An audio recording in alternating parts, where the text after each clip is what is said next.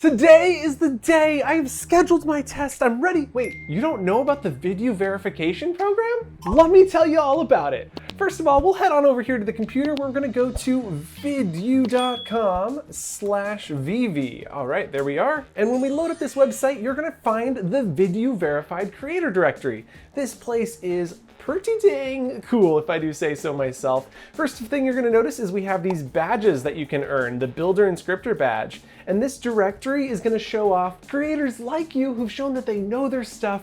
And as we scroll down, you're gonna see there's this really cool directory where you can search through people, see what they're available to work on. You can even see creators like Oculos410. You can see Hyperjewel's already in here, and we have dozens more creators who are already on their way to getting their Builder and Scripter badge. And we look forward to having you be one of those people too. And this video is designed to help you learn how you can get your badge as easy as possible. I'm gonna walk you through every single step required, and just if you have any questions, be sure to leave them in the comments, and we would love to help you level up and also make this into a career. This doesn't just have to be kind of like a side hobby. This can be your first foray into making a business in the metaverse. From here at Hyperjewel, if I click on her name, it'll open up her profile. And here you can see she's got a really cool profile image in her hyper world. And here you can see she says, "Hello-dee." I love Hello-dee. Oh, Hyperjewel's amazing. I'm Hyperjewel. Ping me if you are looking for character design, scripting, world design, or project management. Hypertracks is also available to DJ your Horizon Worlds events. Oh, so cool.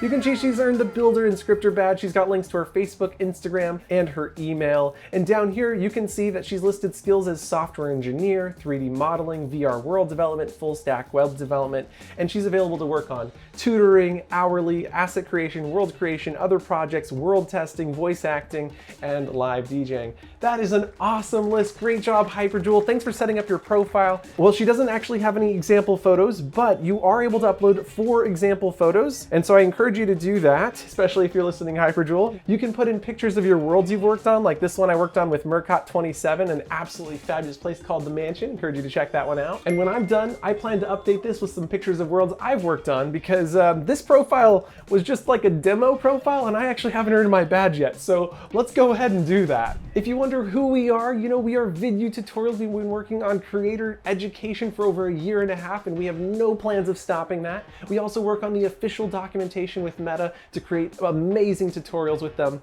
And why are we doing this? Well, we are doing this because we want to help creators like you level up, build this entire industry. We really want to help set standards that can really increase the production value of worlds that you're making for your clients. And the other reason is we have clients coming to us that we just don't have capacity to take on, and so we can pass that down to you guys, and that's where we say, check out the vidyuu.com/vv to find other creators that you can work with.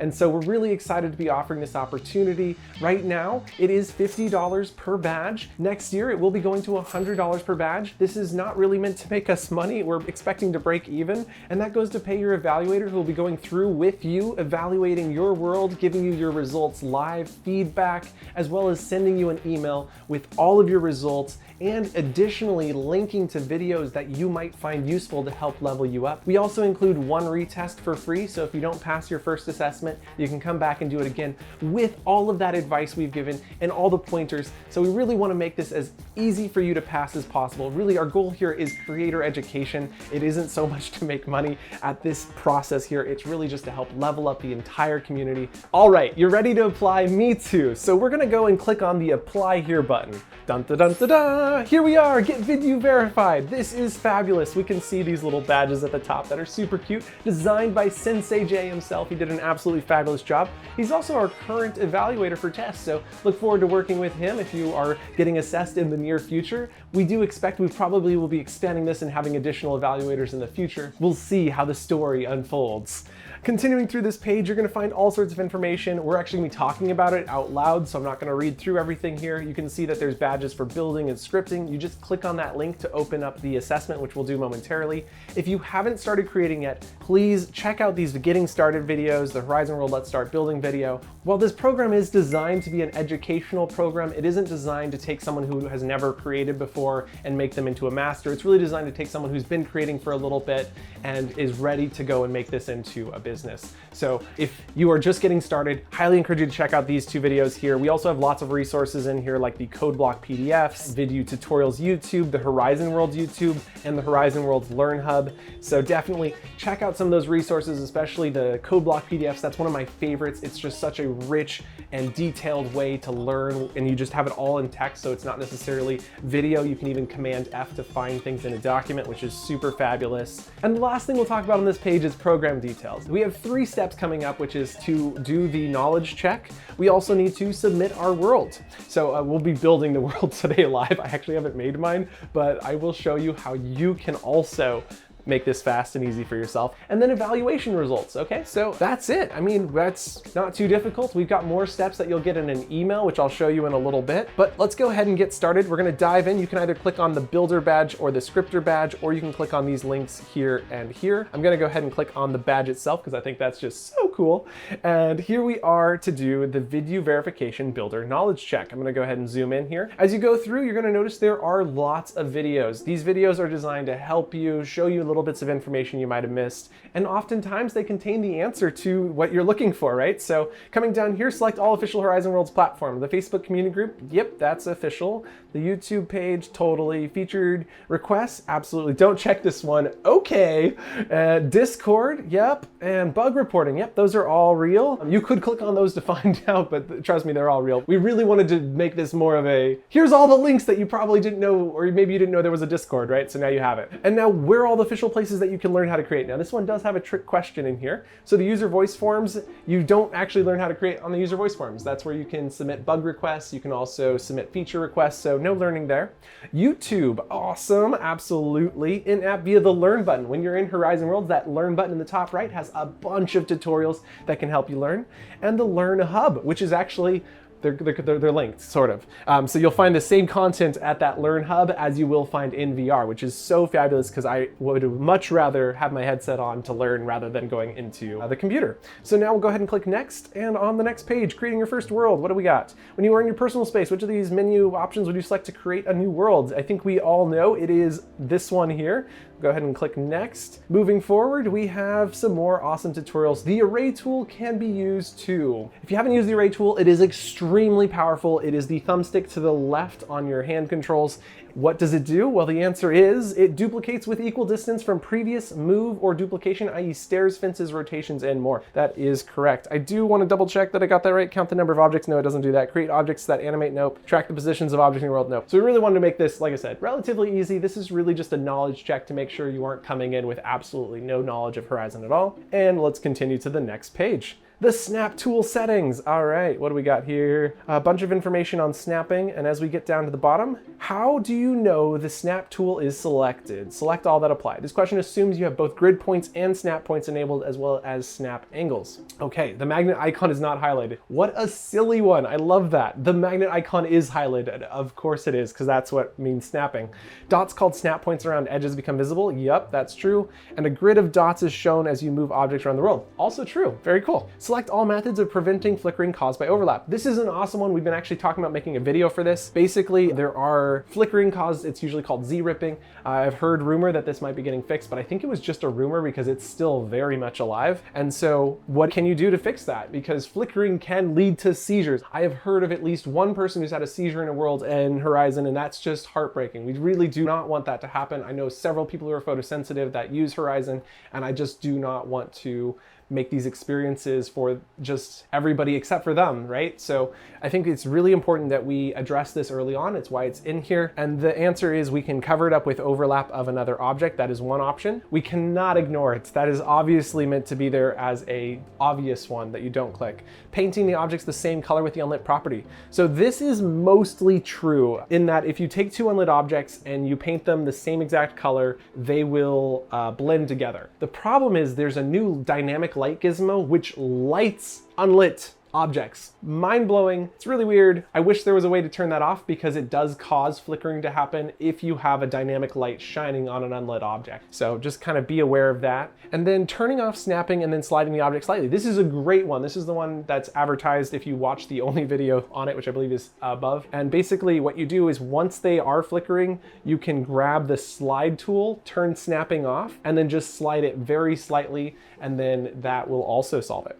Deleting the overlapping object, that's another option. So if you accidentally duplicate an object, it can cause this flicker and you can delete it. So there we go. Let's go ahead and click next and continue. Here we are. Which of these options is a material? Okay, so materials are the metal, I'm like, I just gave you the answer, but it's also unlit. It is plastic and solid. And so the answer here is that it is metal. The other three that you're seeing in there are really tricky because those are textures, which is an easy confusion point. So there you have it. How would you create a custom color using the style tab? I love this one. It makes me laugh. It's like, okay, how do you create a custom color using the style tab? Use a script to change the color of an object. That's not using the style tab. Enter an RGB code into an object parameter. Also not using the style tab. Use the roughness slider beneath the selected color. Okay, I mean, but it's not really changing the color, right? That's just changing the roughness, which is the reflectivity, if you didn't recognize that. Under the palettes dropdown, select manual color slider. Dun, dun, dun! You did it. There we go. Okay, we got it. And next page. Man, we are cruising. Great job. Select all items that must be true for a grabbable object to be attachable. Ooh, this one is a bit tricky. In fact, the creator of this question was like, but what if you use a script? And I was like, but this is a builder exam. So recognizing that this is a grabbable object that needs to be attachable, we can then say the object must have collidable enabled. That is true. It has to be grabbable, and grabbable needs to be collidable. The object must be a group. This one always throws me for a loop. A attachable object must be at least two objects. So it has to be something grouped together. So it does need to be a group. The object must be set to attachable on its properties panel. That is also true. The object must be set to interactive and grabbable. That is also true. And the object must have visibility enabled. That is not true. It's worth noting that if you were using scripting, you could attach an object that's non-collidable, that doesn't have pretty much any of these settings, except for a couple. And so it is important to note that this is for a non-scripted method. When creating an invisible glow light, how should the properties be configured? Ooh, this is a good one. So we have options for collidable, visible, light, and shadow. And so when you're in the properties panel, you'll know that it starts with light, then it goes light and shadow, and then it goes collidable. And so if we want the invisible glow light, so it's invisible, right? Visibility's got to be turned off, but it's glowing, so it's got to have light emitting, so light and shadow must be turned on, and collision should be turned off because you don't bump into invisible lights. So collidable is false, check. Visible is also false, and light and shadow is true. There it is. It is that one right there. We've done it. Next up, custom physics. Under which tab can you change a physics-enabled object's center of mass? This would be under the physics tab. This is really relatively new. I actually was like, is that right when I was taking this test the first time? How can you effectively change a physics-enabled object's air resistance so it falls more like a feather than a brick? Another relatively new feature, so this one's a bit difficult. Let's see. Increase the object's static friction, increase the object's drag, decrease the object's mass, increase the object's dynamic friction. Oh man. Object's drag seems to be right. Increase the object's drag so it drags more, which falls more like a feather. Do you need to decrease the object's mass?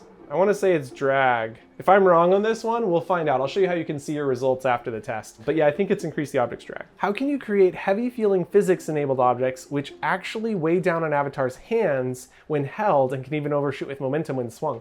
If you've seen the latest physics video by Sensei J on the Meta Horizon Worlds channel, you'll note that it shows this exact feature. And the answer is turn on weight simulation when held, toggle under the physics tab. I'm just gonna confirm that. Turn on grab lock, no. Turn on custom gravity, no. Turn on center of mass override, and no. Okay, there we are. And on to the next one.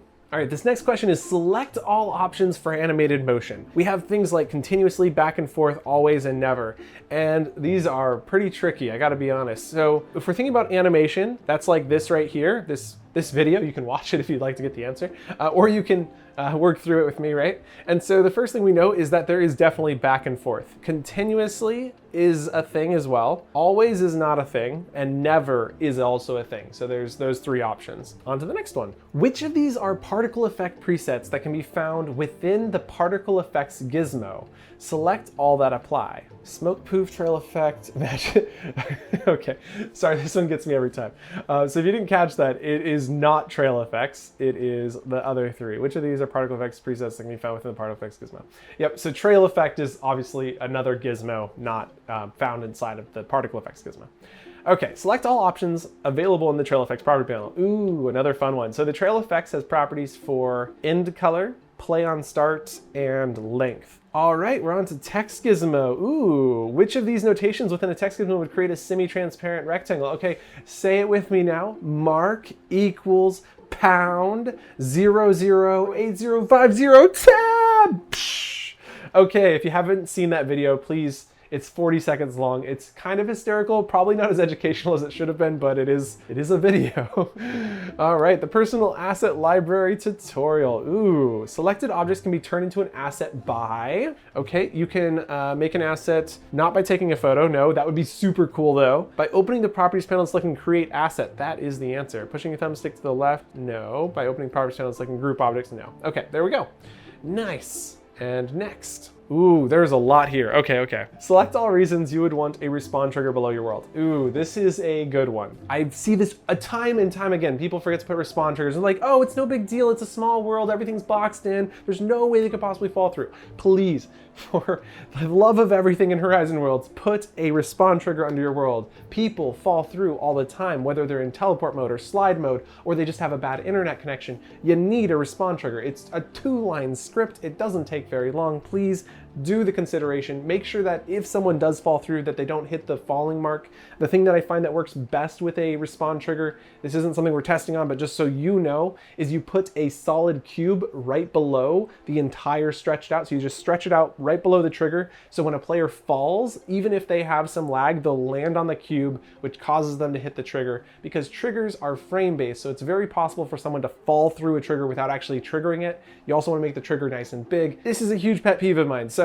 you can seriously see it coming through. I've already seen a couple exams where the respawn trigger wasn't perfect. So this is a serious one. Please make sure you follow this and get it right, because it does improve fallen user experience and help ensure they have a good review and recommend to others. One of my favorite worlds is by the John McClay, and I hope he's changed his attitude on this since last time, but his attitude was always, I want people to jump off and like look under the world. And I had this friend who loves Doctor Who, and I kept trying to get her to go to the TARDIS one by John McClay, which is absolutely fabulous. If you haven't seen it, check it out. And she could never get there because her internet wasn't strong enough. So every single time she'd arrive below the world and she never got to visit the TARDIS. And I don't know if she ever did because it never got fixed. Heartbreaking. Please put in a respawn trigger.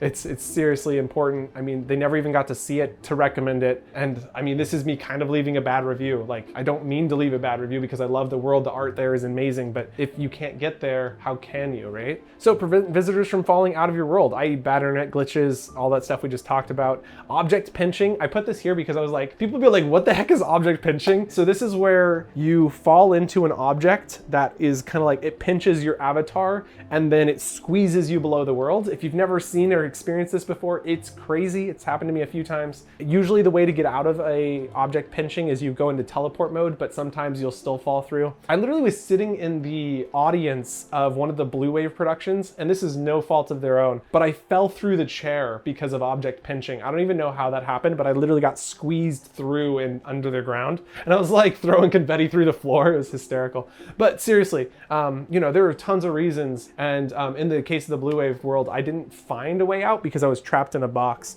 But I don't know that there's an answer to that. That just stinks. You have to reload. Which is actually, if anybody from the meta team is listening, I've been petitioning this for a while. In our menu where we can say travel to personal space, there should be a teleport to world spawn. Like that should be a thing so we can get out of a trapped if we fall. Like we shouldn't have to go to our personal space and come back. Like that's just so many extra steps. So that is my ideal idea. I think I've put it in user voice. I sure hope so. Does it trap players below your world? No, of course not. The trigger is to get people to not be trapped. All right, select all of these that are ways to optimize your world's capacity while improving player experience. Make far-off objects that players will not interact with non-collidable. That is true. Make the floor of the world non-collidable. That is a hysterical one that, like, it took me a second to realize, no, the floor's gotta be collidable. Although I have seen it where people use soft cubes as the floor, and that is not ideal. So if you're using a soft cube to make it look aesthetic, maybe put in a sharp-edged cube below the soft cube so people are standing on a sharp edge, and I'll explain why in just a moment. Avoid using geometrically complex objects such as hexagonal cylinders and rounded cubes. That is also true. This blew me away. I mean, the hexagonal cylinders are sharp-edged. You'd think they were low capacity, but they are actually extremely expensive because of the number of triangles, I guess. I mean, I don't fully understand, but they are also very expensive. Rounded cubes are the worst, and make animated objects non-collidable, optionally adding an invisible cube collider if it needs collisions enabled. This is also true. So it's really important. This is the most important thing you're gonna learn today. If you haven't learned this already, you need to learn this right now. Animated objects have so many meshes in them that the physics engine has to calculate for every single triangle. So if you build a animated character and it's designed to look like a character and you want it to be collidable, make everything in it non-collidable and then add an invisible cube which represents the collision box for that. If you want it to be more spherical, you could use a cylinder. That's way better than what normally would be. And the reason I say this with such importance is if you go to one of my favorite worlds by SammyX09, Clouded Acres is a really good example of this. By the time you get to world capacity, which is about 7 or 8 people, everything starts frame dropping like crazy. And the reason is all of those objects off in the distance are collidable. And no one ever goes out there and talks or works with those animated characters, but those animated characters, for every single frame, for every single player, for every single triangle in the mesh, and I'll explain that in another second if you're not following along with that, it is calculating for that character off in the distance for all those players, which is what causes so much frame dropping and lag. It is extremely important. You could have a world that could support 32, but it only supports 8 because of this exact issue. So the solution, as I mentioned before, make everything in the group non-collidable, add a cube collider if it needs collisions. And the other thing that's there that I wanted to really like hammer home here is there are 2 types of objects, right? So there's mesh-based and non-mesh based. And so there's only 2 objects that are non-mesh based. So these are the ones that would be safe to use as collision meshes inside of an animated object. And that is the perfect cube, so that's the most efficient, and the perfect sphere. Anytime you skew the sphere, it becomes a mesh-based object, but when it's just a perfectly scaled sphere, it is okay. The moment it gets skewed, the math has to change. And so the math on a sphere and a cube is used using distance and scale of that object. But for meshes, it has to do the exact same scale and distance check for every triangle in the mesh. So if you think about the rounded cube, the reason it's the most expensive, it's because every side is a cylinder, and then every corner is a portion of a sphere. So you've theoretically got a sphere plus a bunch of cylinders plus a cube, and then all of the triangles that make up that mesh are going off all the time, trying to calculate with the physics of players, other physics objects, etc. It is so important. This is why I've dragged on so long about this, because it's the biggest thing I see holding back newer creators. Even experienced creators after who've been here for years have not figured this out. So I'm just gonna keep hammering it home, but hopefully that helps you guys optimize your worlds. I just saw someone else who took this exam now implement that in their world that they're publishing, and it's already helped considerably. So I appreciate you listening through all that. And oh, you know what? Look at this. The question is perfect. Which of these is the most intense on the physics engine? As it would turn out, this is exactly what we just talked about. And so the physics engine, the most intense thing here is a non-uniformly scaled collidable sphere. So remember, a sphere that's collidable and skewed becomes a mesh-based object. And so we're talking about here is 4 different spheres. And so we're looking at whether they're collidable or not. So if it's non-collidable, it's not being calculated against physics, right? So it has to be collidable, and then it's non-uniformly scaled. And that's what makes this the most expensive or most intense on the physics engine. All right, let's go ahead and click next. Ooh, I did it! Yeah! Let's go find out how I did. So we go ahead and type in your email. I'm alex.c@vidyuu.com. Click submit, and I can view my score. 21 out of 21. Okay, I got that one right that I was worried about. Don't expect to get 21 out of 21. Almost no one does, especially if you aren't just typing the answers as I was giving them to you. Like seriously though, it's totally okay to not get 21 out of 21.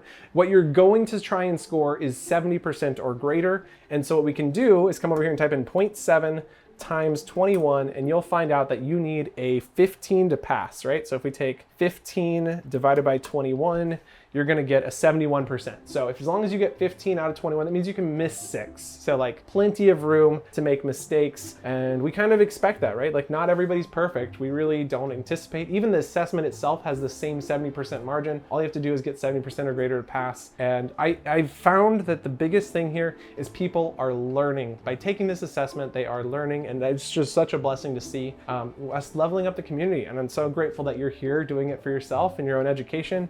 Even if you don't take the assessment, you don't want to pay the $50 or $100 to get verified, that's totally okay, because we are just here to help make you more educated, level you up, make the community better, and you don't actually need to do the assessment, although it is a great way to find out what your skill level is at and get advice from your evaluator, right? So we definitely are here to help you grow as well. Okay, so with that one done, we are going back to this page where we'll click on the scripter badge, and here we go.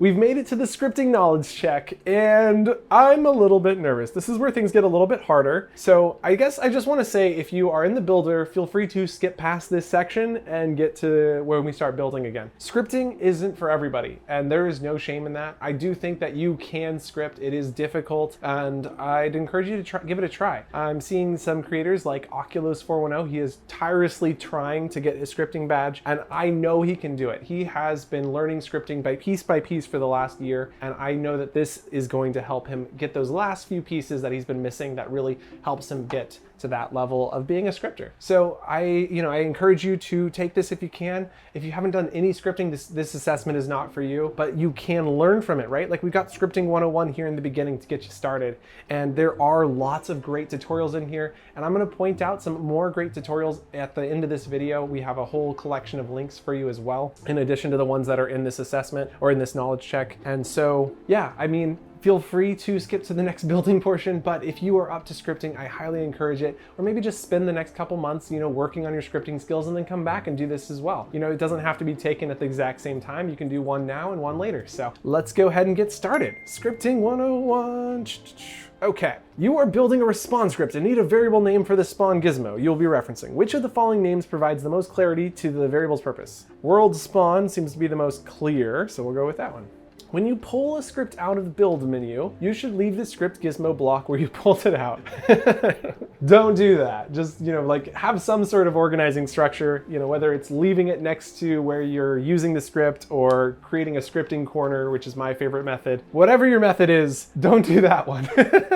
When writing longer scripts, it is valuable to use the blank code block to input notes into the script. Oh, comments. Duh. Yeah, for sure. Next. Set trigger detection. Okay, so set trigger detection is awesome because there's so much you can do with it. The reason it's a part of this exam is because of how much it will level you up if you know how to use it. Because if you just leave a trigger on all the time, then it's just constantly detecting. But if you turn it off for portions of time, you can do amazing, marvelous things. And so this one talks about it briefly. The one that I'd actually recommend to you is gonna be later in the video. There's a video I did actually on a basketball that respawns, and it uses set trigger detection to make it so you can only spawn one basketball at a time. And so that's a good one to use for the set trigger detection if you're following tutorials to pass this. Okay, select all of the following that are attributes you would want to capture in variables on world start when writing a return script. The desired return time, no, that's a variable. The object's physical velocity, no. The position of the object, yep, and the rotation of the object. Those are attributes we'd want to capture. Nice. If you wanted the script a platform to move back and forth across a gap, which of the following code blocks would you use?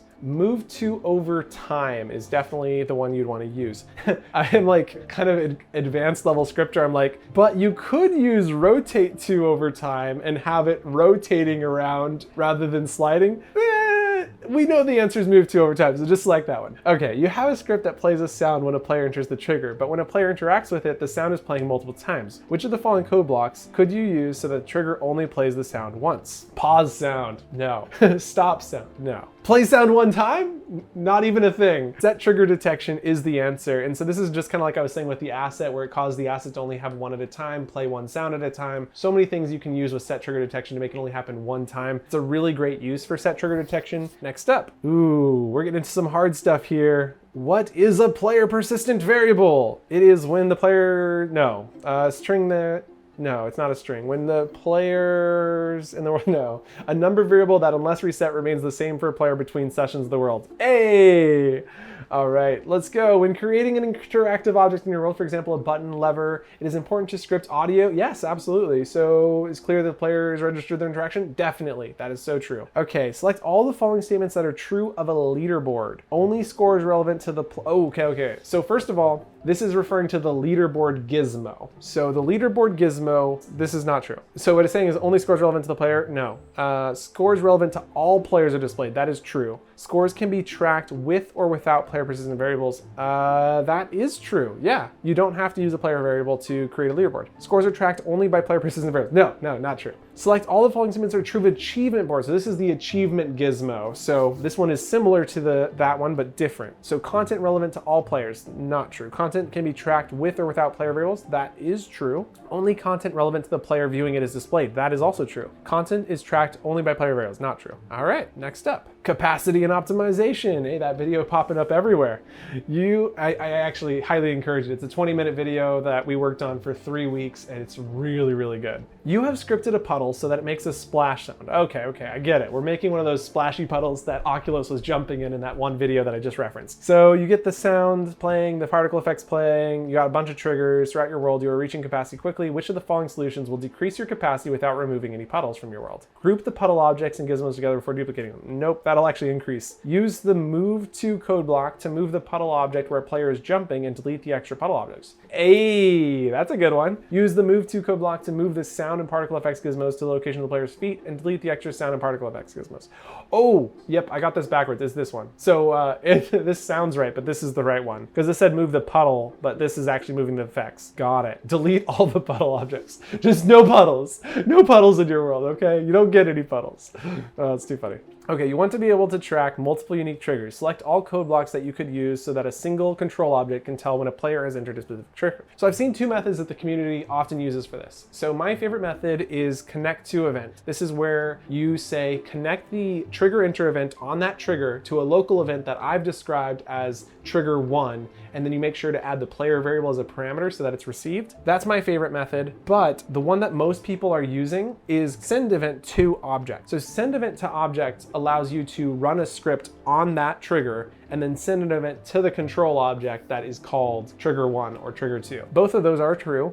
Listen to is not, because you would not be able to track multiple unique triggers. You'd only be tracking the trigger enter event. Listen to does not allow you to rename the trigger enter event. You are trying to script a cube so that it dynamically stretches between two moving points in real time. Select all the following that are typically used to achieve this. So if you haven't seen this, this is usually referred to as stretchy string. In fact, the video is linked above. We usually use local scripting. That is true. We also use move to, scale to, lerp, rotate to, and look at. All of those are true. So this one is a bit difficult if you've never done it before, and that's kind of the point. I mean, there's supposed to be some things that are a little bit hard in here, and the reason this one is hard is because you need move to, scale to, lerp, and most people haven't used a lot of these. Local scripting is something I avoid at all costs, but it's pretty much required to do stretchy string. So basically, it's a hard question. There's the answer. In layman terms, look at allows you to make sure that it's rotating properly. Local scripting allows you to make sure that it's responsive and moving fluidly. Move to is what's causing that to move. Scale to is what's causing it to stretch between the 2 points. And rotate to is what causes it to rotate between the 2 points. Lerp is what allows you to determine the position between the 2 points. And that is how they are all used to create stretchy string. Next up, we're done! I can't believe it. That was so fast. That was easier than the builder one. I mean, it was shorter than the builder one. Okay, and my email address again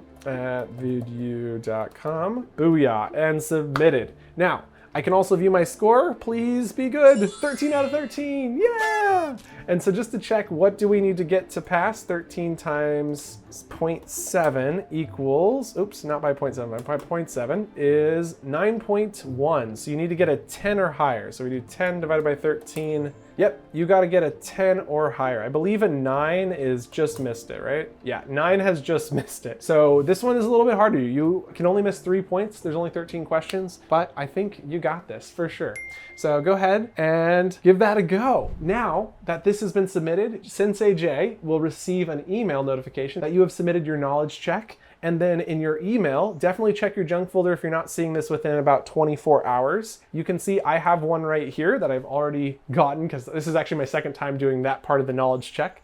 And let's go ahead and zoom in on this email and see what it says. Thank you for your interest in the Vidyuu verification program. You have passed the pre-test for both building and scripting and can now schedule your assessment here. Here are the next steps to ensure your assessment is completed smoothly. Schedule at the link above. Okay, I guess we'll just follow these steps, right? So we're gonna go back over here. We were at vidyuu.com and now we're going to vidyuu.com/VVS. So this is for scheduling. Please note, if you go to this website and go and schedule it without taking the knowledge check, you're still gonna have to take the knowledge check. We will kind of just hold on and wait. This is also where you make your payment. I just want to very clearly state this doesn't skip the knowledge check if you just go to this website. You still have to do that. Okay, so here we can select which do we want to do. We can see they're both 30 minutes long. I'm going to do both at the same time, so I'm going to schedule both my builder and scripter badge assessment. If you are only doing one of them, just check the one that you are doing. Well, then go ahead and click continue. You can then schedule your time, so you can see there are some availability here. So we can see Monday the 1st. I'm actually doing it today, but there's no way to select for today. And we're also doing Mondays and Thursdays. You'll note that Monday is morning and Thursday is in the evening. If you need to do a different time, these times don't work for you, please email Sensei Jay. You can respond to the email that he has sent you and say, hey, I'm sorry, those times don't work for me. You just book here for whatever day, and then he can put it onto a different time. We just wanted to limit and kind of batch these together so that Jay isn't trying to do them every single day. It's so that they're happening in batches, just to kind of make it a little easier on him. He has quite a bit of responsibilities here at Vidyuu, so really appreciate Jay taking up this mantle and helping us make this possible. So we'll go ahead and select Monday. Today's close enough to a Monday. And here we can see our time zones. You can see I'm in Pacific time zone. So 6:30 a.m. is pretty early for me. I'd probably do like an 11 a.m. And then you can see that the afternoon and evening are not available. And then if we click on Tuesday, you can see that these are available. Now I've already scheduled my assessment, so I'm not going to do this again.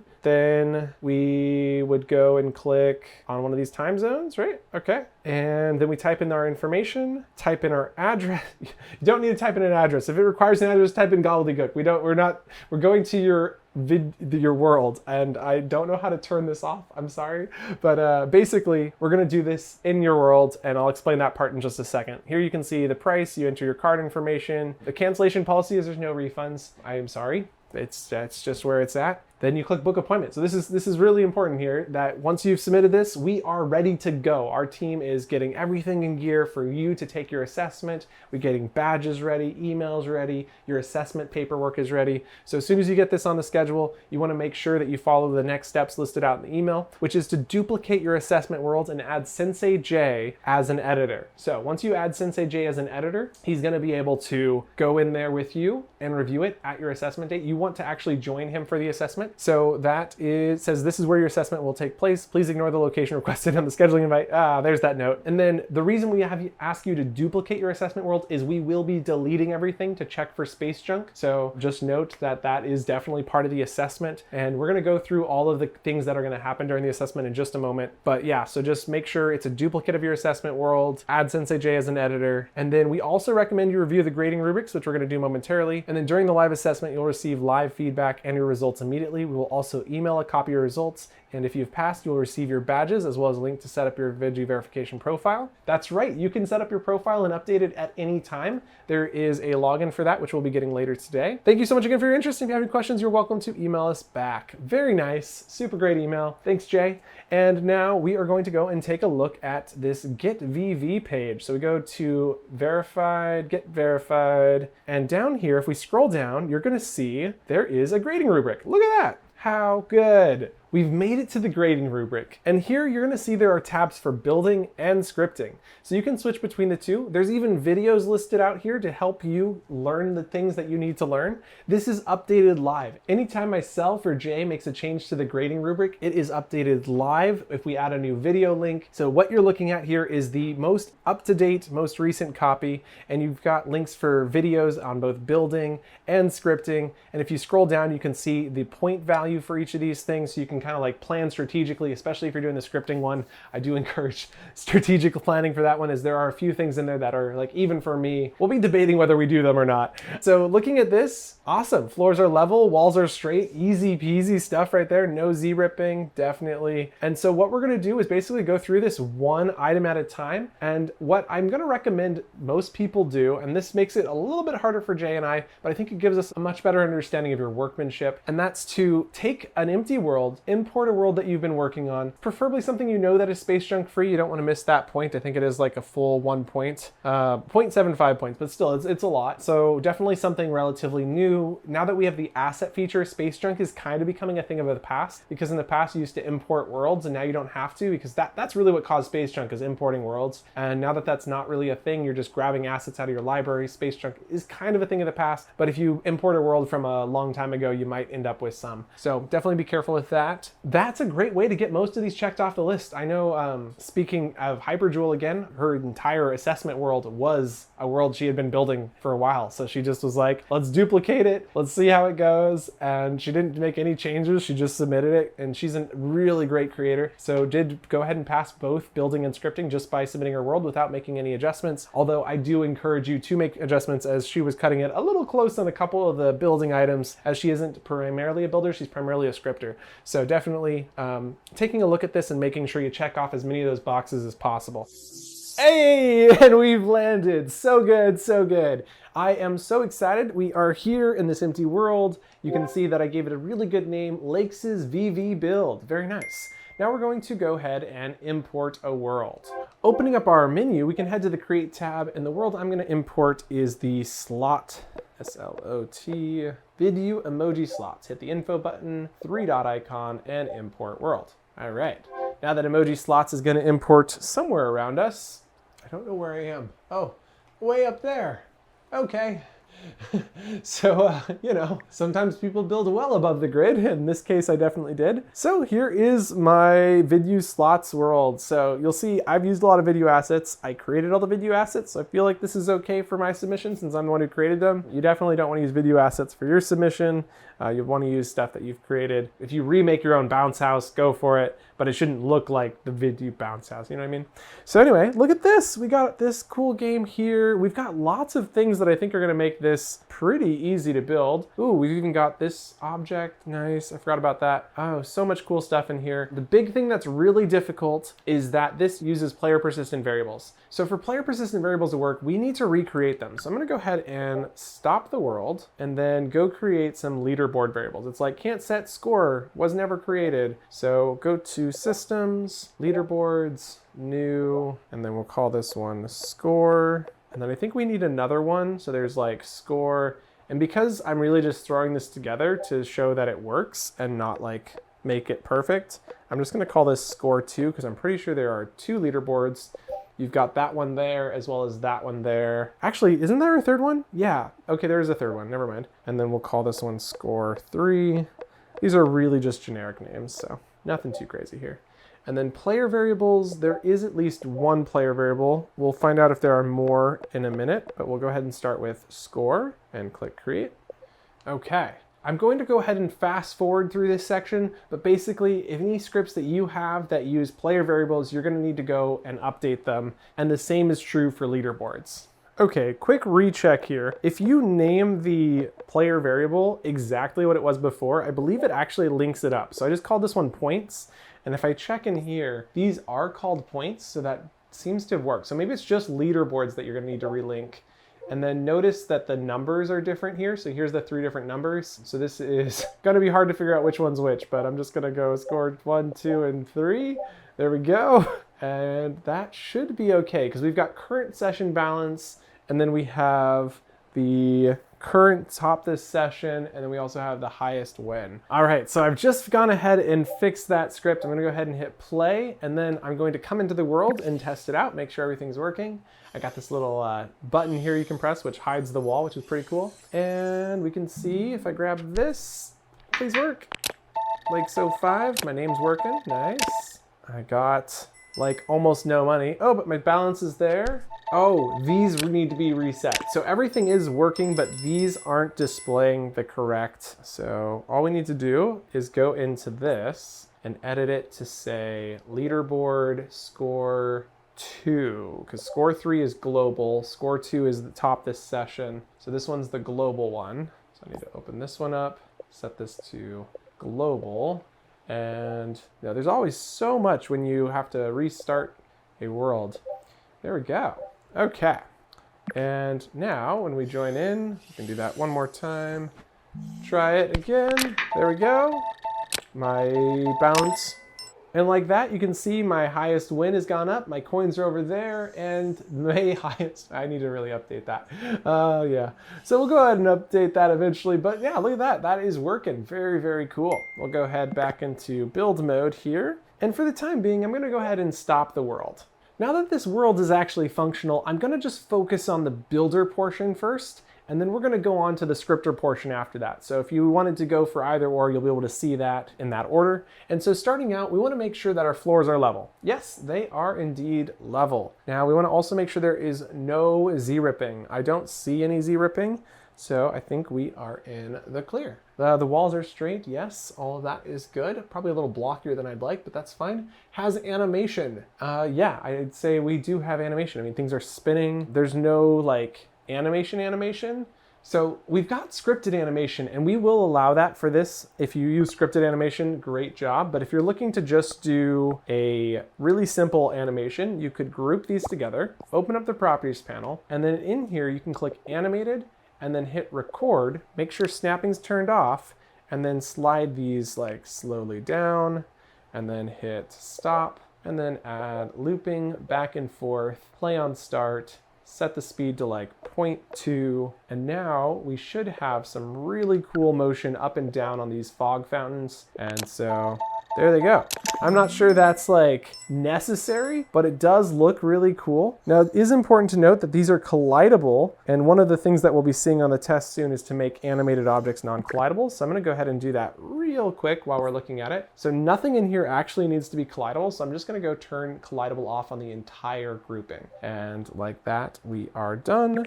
So now you can see if I walk over it, my ring just goes right through. Very nice. Okay, let's continue looking at the exam. So we've done floors are level, walls are straight, no Z-ripping. It does have animation. There is no flashing, and if there were flashes, you want to keep them less than 3 per second for this test. I understand that some people are putting up kind of warnings like this warning here, where it's like, hey, please note that there's photosensitive. Like, please, if you guys are doing really intense, feel free to put up a thing like this, but just don't submit it to the to this assessment.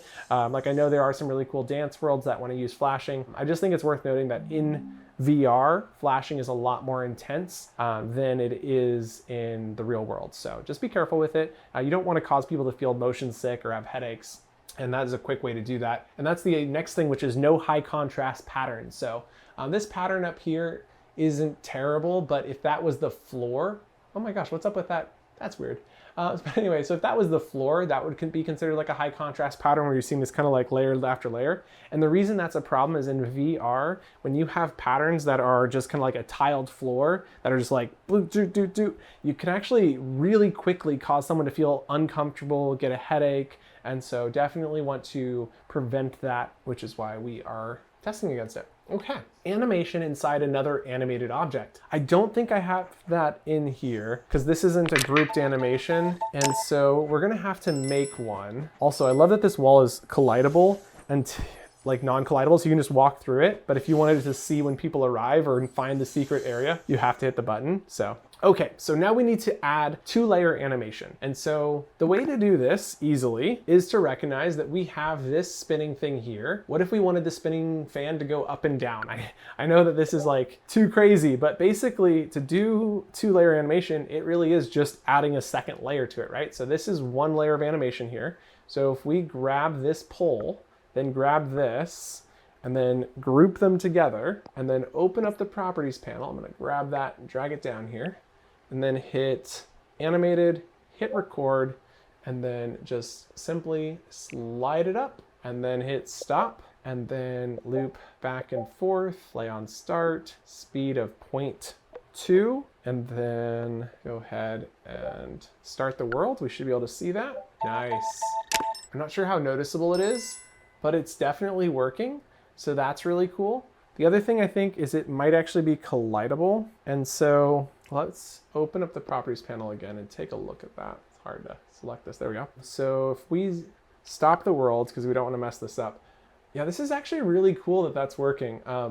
Usually scripted animations and recorded animations don't work so well together, but this is actually working really well. I'm quite impressed. So go ahead and hit stop, and then we're going to zoom in, and you can see that this has got some soft cubes in it. And if I open up the properties panel, you can see collidable is actually already turned off, so we're in the clear there. Now this object here is also non-collidable. Okay, perfect, because this is a mesh-based cylinder, not a cube. You'd want to make it non-collidable as well. Now, say you wanted people to be able to stand up here, you would then bring out a regular cube, this one right here, and then you'd make it invisible and stretch it out where you want people to be able to stand. And that is how you would make this so people could walk like across it. So you could stretch out 2 invisible cubes to make that traversable. We'll go ahead and zoom out now that this is checked, and that's good. So let's keep the world stopped for a second and look at our test here. So we've got animation, we have animation inside of another animation, ambient sound design, i.e. park with sounds, bird chirping, water falling, etc. We don't have any ambient sound in here, I don't believe. If we listen, there's some good sound effects for sure. And I think there is, like when you get this room filled with people, great ambient sound. For the ambiance in this world, we're going to go ahead and search for interior. Generic interior, there it is. Okay, so this is gonna add some nice generic interior sounds. Let's hear what this sounds like turned up all the way. Yeah, that's nice. We want to turn global off so you're not hearing it from every direction. We'll give it a distance of about 38, and play on start is on. Turn down the volume a little bit. So you got this kind of nice sound, and we'll kind of put this up here like it's coming from the fan, right? So maybe when you walk in, you can start to hear it get louder, right? It's pretty light, yeah. That's good though. With that, we've added really great ambient sound design for this space. If you were out in a park, you might consider adding bird chirping or other sounds, but this is just great. So that's awesome. Next up, we want to make sure we're using custom colors. Oh yeah, every color in here is custom. I love the style palette, and you can see it. I make everything rainbow. I found out that's a fad from like the 2010s. I don't know, I still love everything being in rainbow. You know, like, please paint the world with rainbows for me. I would love it. So what's up next? We've got various materials. Yep, you'll see plastics and all sorts of sheens in here, and various textures. So what are textures in this world? Actually, I'm not seeing a lot of textures. Oh, here we go. Okay, there's a texture. I was like really getting nervous there. There really isn't various textures in here. Oh, the wood grain. You know what? I think we're gonna need to add a couple textures. Maybe to the floor. The sheen on the floor is good. Oh, you know what? This is fine. Doesn't need to be like a ton of textures. Just showing that you can use textures is fine. So yeah, this is good. So you can see, you know, there's a wood grain up there. I think it's hard to tell. We'll check it in build mode.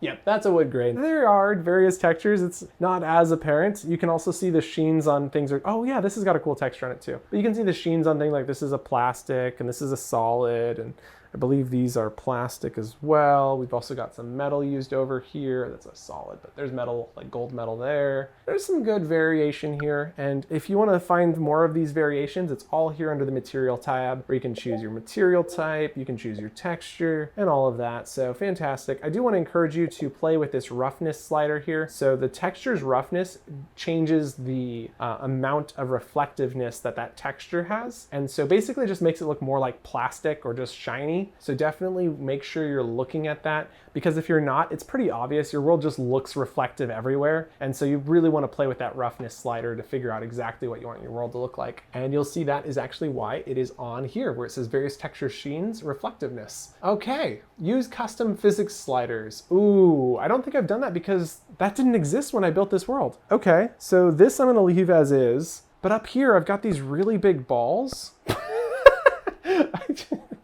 Don't take that out of context. So anyway, I've got these 4 ping pong balls up here, and we're going to give them a custom physics. So we go physics material, we're gonna change to a default of rubber ball. And then under mass, we can adjust their mass, I guess. I don't really know what this does. We'll give them bounciness like a little less bouncy. Okay, and now once you've adjusted it, it says custom here. That's how you know it's a custom material type. And we can even use weight simulation if we wanted to. I'm not going to.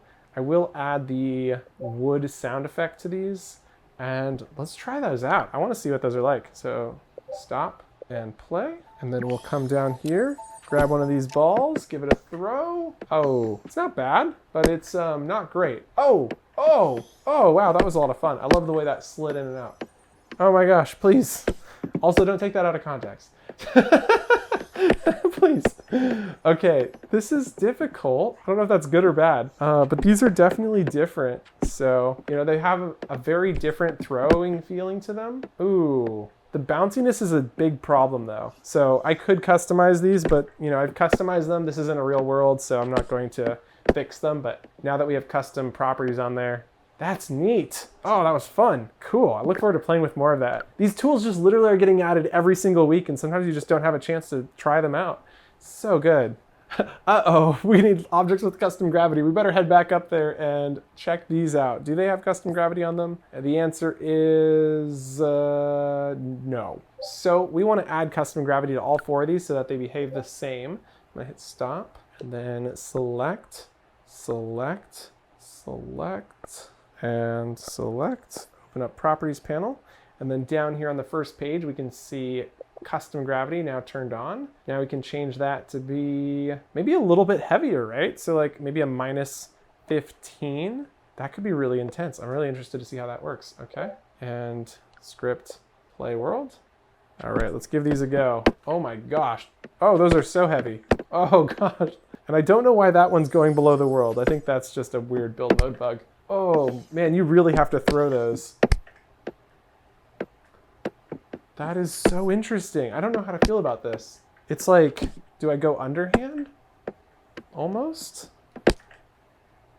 Oh, like these would be really fun to play with. That's what's so cool about these like custom sliders and properties is you make these really unique feeling. Yeah! Okay, see, that's what it's about. It's like, oh my gosh, I finally got the hang of these balls. Next up is invisible light emitting objects. I don't know if we have any invisible lights in here. You know, this is interesting. I don't think we do. Do we have any up here? Nope. Any in here? No. You know, this is where it could go though, right here on this sign. So I'm gonna go ahead and pull out a cube, and then I'm going to go to the material tab, grab white, change this to glow, and there we go. Open up the properties panel, and then we're gonna turn collidable off, we're gonna turn visibility off, and then turn light and shadow back on. And then we can slide this, place it right there, wait a second, and it should light it up. There we go, nice.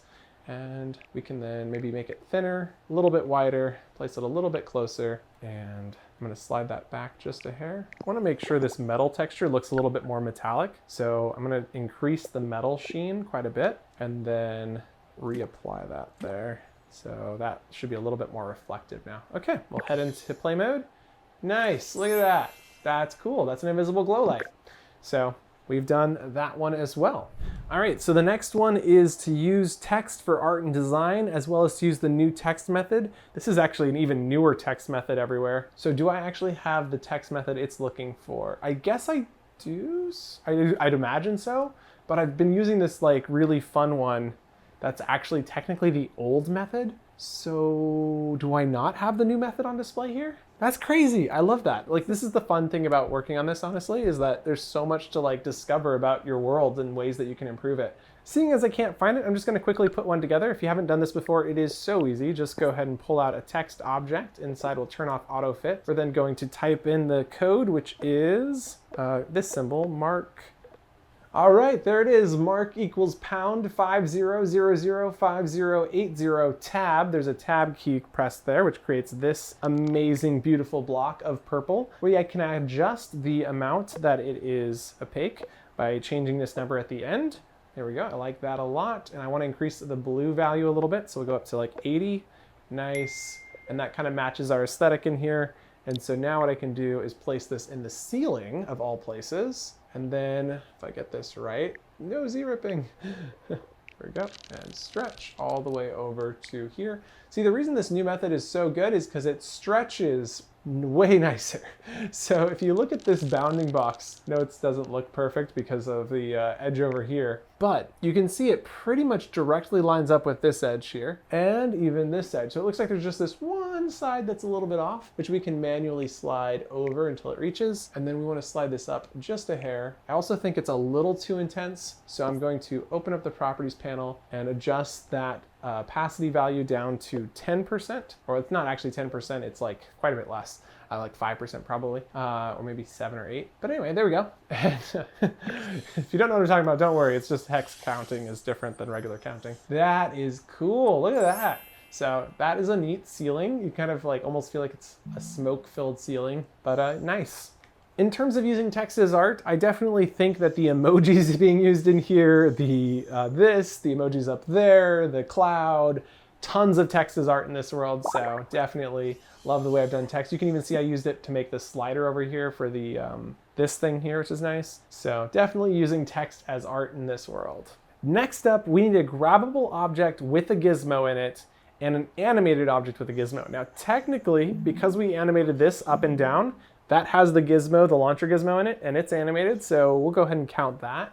We need a grabbable object with a gizmo in it, and I don't think we have one of those in here, so we can go ahead and make one. So the easiest way to make a grabbable object with a gizmo is to pull out a trail effects, and then pull out a shape. We're gonna use a pyramid, and we're also gonna put a sphere on top of this pyramid, and then this will represent where the color is coming from. This will represent the part that you can hold on to. So we kind of make this cool glow stick, and then you'll be able to wave it around like this. And then we can adjust the colors from inside of here, and we can adjust all the properties really. So I'm gonna adjust the width down to something about half that, so 0.6. And then the start color is going to start probably at the end color, 0.63, and then 0.42. Oh wait, that looks so good. Whoa, whoa, whoa, that looks so good. Okay, wait, start at 1, go to blue, and then we want to taper it off. So we hit the default, change it to tapered. And now when we slide it around, you should be able to see that, which that's really cool. I like that a lot. So then all we need to do is place this in the center of this guy. And then because it's kind of got this cool color scheme, I want to apply that to the top of this as well. So I'm going to hit unlit, then go over to our joyful harmony, select, ooh, it's not in there. Maybe it's in playful dreams. Yep, that's the one I want right there. Maybe this one even. And then we can kind of look inside here to see what that looks like. That looks nice. Now our handle is going to be the same color, but using plastic with the sliders up. So we get that kind of super reflective look. There we go. Now we select from here, then drag up to select all 3 objects, put our hand inside, group by thumb sticking to the left, open the properties panel, and then make this interactive and grabbable. Now we do need to demonstrate a return script, and we've got the delayed return on those balls over there, but this one should be an instant return. So we're gonna drop down, and if you built the return script from the Vidyuu Essentials bundle, you're gonna note that it has options for both instant and delay. So we just leave instant checked on, and that will return as soon as we let go of it. So we're gonna go ahead and place this maybe over here next to this, and place another one right there, and then play the world and try it out. You're like, why are we talking about scripting? Sorry, I forgot. That's for the next part of this video, but you know, knocking out 2 birds with 1 stone, aren't we? Nice, look at that. Oh, you can be the psh, psh, psh, psh. You can be so cool with these. Oh, just don't hit things in the real world. And then when I let go, they should snap back. Oh, that's so cool. Love it. Okay, so we've now got the grabbable object with gizmo. We've got the animated object with gizmo. Do we have a trigger below that responds the player? So the way we test for this is we jump off the world. I know, it's very creative, right? So we just come out here and we jump off and we see, do we respawn? Hey, we respawned. And then we can also check just by seeing that there's a giant trigger, but anyway, that was awesome, it worked, very cool. So now that we have a trigger below the world that responds player, we reuse the script on additional triggers to teleport players. We haven't done that. So basically the idea is that this script can be used in other ways, right? So if I duplicate this trigger, scale it down to something a little bit more reasonable in size for the interior, and then I could put in some sort of like secret hidey teleport here where you could like disappear if you walk into this corner. And so if you walk behind this, you can teleport to the spawn point. And so that's one way you could use this script again, or you could give this as the secret portal to get outside of the world. And so we could grab this, and we just need to reference a different spawn gizmo. So we'd go to our gizmos tab, pull out a different spawn gizmo, make sure to turn spawn on start off and deselect that. And then we can drag this spawn point into here. And now that that spawn point is in, we can then put this in the secret spot that it teleports you to, which will be right there. And so now when we enter the world, I like to just high five that as I go. Jump in and voila, we've now made it on top of the world. So it's kind of like a secret way to get out and check out the world from the outside. Very nice. The next item we already took care of, which is non-collidable animated interactive objects. We have done this. Yep, we've non-collidable background objects. We don't have a background to be non-collidable. So if you had a background, which I guess we're gonna put in just for the sake of demonstration, right? So this would potentially be the background right here. And so we might put in something like a low-hanging wall. And then you could imagine, I'm gonna just slide this out just a hair and slide this over to here. There we go. Okay, so I've got that in there. I've got this low wall. I'm gonna put in an upper wall so that this kind of matches the theme. Oops. And then slide that up into here. And then we just need to stretch these two pieces out to here and to here. Okay, so now that we've got this wall, we could put in a giant window. And in fact, I'm gonna grab this from this corner and snap it to right there, and then select and scale that up to here. And so basically I'm gonna build a really quick background behind us that we'll be able to look at. We do need a window, so I'm gonna go ahead and grab this window from up here. So I grab a copy of this window, and then we can scale it to fit. And I do like to make these a little bit thicker so they're just easier to grab. And then grab from the center point, and we wanna snap that right into there. Actually, more like right there. And then slide that over just a hair so it's in the wall. Slide, select, scale into the wall, and then slide this one up here. Okay, now that we have our window filling the wall space, the problem is people can just jump through it. And so what we want to do is grab a copy of this, slide that down, select it very carefully, deselect the window, and then open up the properties panel for this. And I'm going to fix the flickering over here real quick. Drag that into here and scale that to here, and then slide this down to there. Now what we can do is turn off visibility, but leave collidability on. And now the players will not be able to get through that wall. And it kind of looks like a window. This is meant to be up against the window. So what I'm going to do then is stop the world. I'm going to select these items and slide them right up against the window. So it looks like they're on the window. Can't tell when it's on the window because it's so translucent. I think that's pretty close. I did forget to slide this in. So there we go. There's that too. And with that set up, I think the only thing I really want to change is make the window itself brighter. There we go. So we're going to change the opacity level to 40 and then hit enter. There we go. That looks really cool. So now when we come in here, that looks really neat. And you can't jump out, so that's good. This kind of looks like it's on the wall. I know it's not perfect, but it's as good as it's going to get for this build.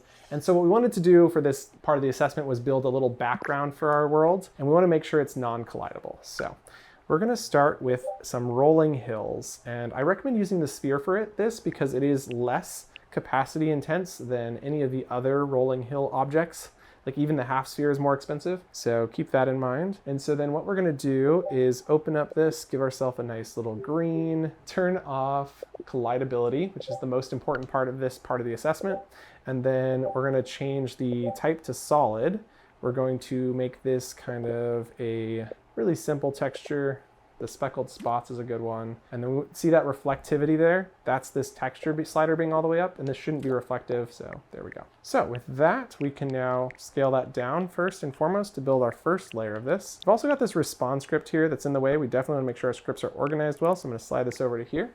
There we go. So we got this kind of cool little background. I'm gonna slide that right into there, and then we're gonna select it. I'm actually gonna lock this guy while we finish this up. So stretch this out, and then we're going to duplicate and array a couple copies of these. And then what we wanna do is kind of just change the scale, make these a little bit wider as they go out, and then maybe kind of pop this one up, slide this over to the left, maybe slide this one to the left. So we're really just trying to create some what should feel like rolling hills in the background. And then make this one a little bit taller and a little wider. And that's kind of a neat start. So if I come in here, you can see, oh wow, that is kind of cool. we should probably do something about these edges over here. And so for that, I'm just gonna simply select all of these, and then with snapping turned off, just duplicate and array. I'm gonna put that there, and then I realize my script is now in a bad spot, so I'm gonna go ahead and grab this script and slide this over. Now that is pretty good. So you can't actually land in this, and I do think now that we've made it so you can get outside the world, we should make this trigger a lot bigger. So I'm gonna select the trigger and scale it just a little bit bigger. But since you can't walk on those hills, I'm not really worried about them, since people just can't jump this far out of the world. Okay, so we'll head into the world, and we walk in, and we're greeted by, honestly, a pretty incredible view. Like, I want to go add this to the actual world. Like, this is really neat. That is so cool. And it's all non-collidable. So it's this really cool background that's all non-collidable. If I had the Essentials assets on me right now, I'd just pull out a tree. But since I don't, I'm going to grab this guy and one of these, making sure to select them both and make them non-collidable up front. And then we can make this into a stump, make this into the top of a tree. And scale when you're starting out on this isn't super duper important when you're just trying to get it to look good. Okay, let's line them up first. Did I get them lined up? I did, okay. And then we can duplicate a copy up, and then we'll array a few copies. So this is the largest tree you can have. I also need to get the color right. So let's go grab kind of a darker green.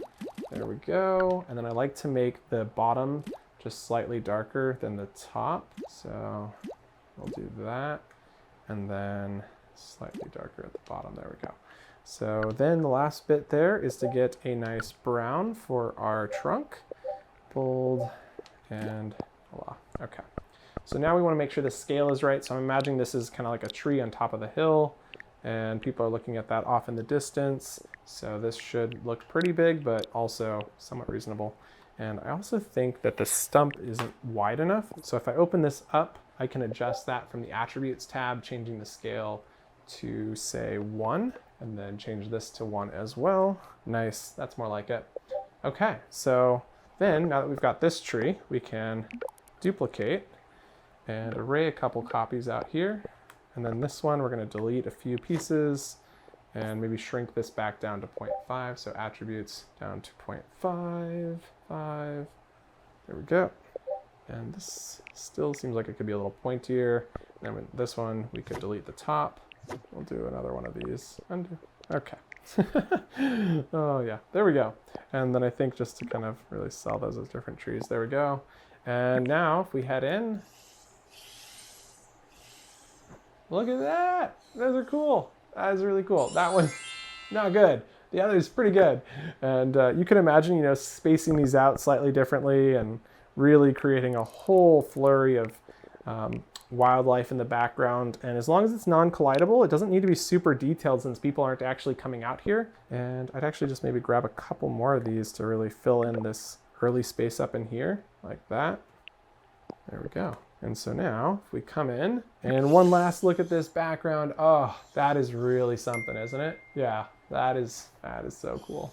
So what we haven't done yet is we still haven't shown that we can import an asset. Now this happens in the live exam, so the live portion. We have save asset to personal asset library. That also happens in the live portion. So we'll show you that there. Remixing an asset will also happen then. And then Spacejunk free is literally just deleting everything, making sure there's nothing left. So that all happens in the live part of the evaluation for the assessment. So with those kind of like thoughts, importing an asset world, I'd recommend having something that's just a singular asset that you're importing and you can find it easily. I'm honestly thinking we're gonna probably remove this, so by the time you're seeing this, that's probably not even gonna be in there since that's just not the way we import assets anymore. It is kind of like you saw me do it for the beginning of this to get this, but realistically, people just don't do that anymore, which is great, honestly. So this assessment will be consistently evolving and changing. So if you're looking at this and you're like, well, there's 5 other things on there that weren't there before, and there's probably 5 things missing, that's totally okay, right? So there's lots of things as we grow and as the platform evolves from week to week, we're gonna be updating this assessment to try and stay up to date. And so the test might be a completely different test in a year. So if you're watching this in a year from now, like it's the same process, but the evaluation is different. So at some point we'll go and remake this video, but we definitely encourage updating your badge every year. And at some point we'll find a way to make sure that's worth your while. but we do think that there is a benefit to coming back and making sure you're up to date on all the latest things, because it's very easy to get into a habit. I found this, like, anytime I've worked a job for more than a few years, I usually fall into like these routines where I don't stay up to date with the latest and greatest. And so I think this could potentially be a way to help you stay up to date, and maybe, you know, subscribe to Vidyuu tutorials and Meta Horizon Worlds on YouTube, and we'll keep posting all the newest content there as well. So with that, we have finished the building portion. So next up, we're going to talk about the scripting side of things. So rolling through here on the scripting rubric, and scripts have logical names. They do. You can check that very easily by opening up any object, doesn't matter what object you open it up on. And if you go down to the bottom, you can drop down and look through. You see looping motion, volume, cup, grab handle, mega text for. Everything's pretty well named because, you know, it's just like how I roll. So we can see that that's good. Scripts have custom event names that are easy to understand. Yes, you'll see that in all of the scripts. So that's like, it's called loop rather than event, my event. So trying not to use the word my event is important. I know I've made that mistake a few times. So if I don't get that point and Jay docks me for it, that's fine. But most of the time I name things delay or loop, or I try to explain it with a good name. Script has variables that are easy to understand. I do the same thing there, making sure that variables are named like origin position, et cetera, et cetera, et cetera. Script event causes action, i.e. trigger, enter, play sound. We actually have that on our floor here. I think I need to start the world. So we'll go in script play. This is actually the puddle splash effect, and we've updated it to be this bouncy star effect, so that's pretty cool. And if you're wondering why that keeps going off every time I go into play mode, it's because it's locally scripted, and local scripts, you'd have to write in code to unassign it from the player when they leave the world, but I haven't done that. So every time I leave the world and come back, it thinks I'm still, anyway, it's a thing. Scripts are organized well. They indeed are. You'll see I've got this right above here. I've got the relevant, like next to the simple launcher, next to my Lakes World reset there. I also have a stack of all of the emoji slots right here next to the emoji. This is the one that I do all my testing on right here. And you can see, like, you know, things are right next to where they're being used. It is a method that works really well. I usually go with a scripting corner, but for this world, it was just put together in a few hours. So the easiest method was to leave them right where they were being used. So that is how that works. And the reason you didn't see a script up there is because this is a duplication of this. I literally selected the table, duplicated it, and scaled it up. It's identical in every way, which is pretty cool. So yeah, very nice. Comments in scripts. Okay, I have probably failed at this. Let's see, is there a comment in this script? There are no comments in this script. Okay, so we should put a comment in. Bet multiply. I don't know what to put in. Oh my gosh, this is nerve-wracking because I'm like, I have to put in a comment, but I don't know. Simple launcher. Okay. When my event is received, I should change this. We'll send delay to self when delay is received. So send loop to self, and then launch projectile from self, send loop to self. Okay, so then I'm gonna add a comment here that explains what's going on. So this will say something simple like attach script. Sorry. All right. So I've added a comment here that says attach script to launcher, just to remind me that this is attached to a launcher, and then it just loops on self. So that's awesome. You can see this send loop is deprecated. These are actually really easy. If you want to update them to get the new functionality, you just grab send event with delay, slide it over, drop down, select the event, drag the delay variable into here, and it's no longer deprecated. So the difference between these two is this only allowed one delayed event to be sent at a time, and this one makes it so that you can now queue up multiple delayed events. So it's very neat. So you could have like that, which we're not going to do because that would be big, big bad, but this works great. Awesome. The next thing on our list is we want to demonstrate an if statement. And so an if statement basically just makes it so when trigger is entered by player, if thing is true, do the thing. So here it says, if the name of the player is Lakes05, then reset the world. So when I'm hanging out here, if there's a major bug that's happened, I can reset it, but I don't want people just clicking on that, messing up everybody else's experience. And so that's how I set up that trigger there. Okay, so here's a good example. Here you can see that we're comparing this number value to 0, and when it's 0, we play this sound. Otherwise, we're playing a different sound. So we can have just kind of like a different click, click, click sound. So this is another great example of just like using if in a creative way. And so anytime you use if is going to count as the point.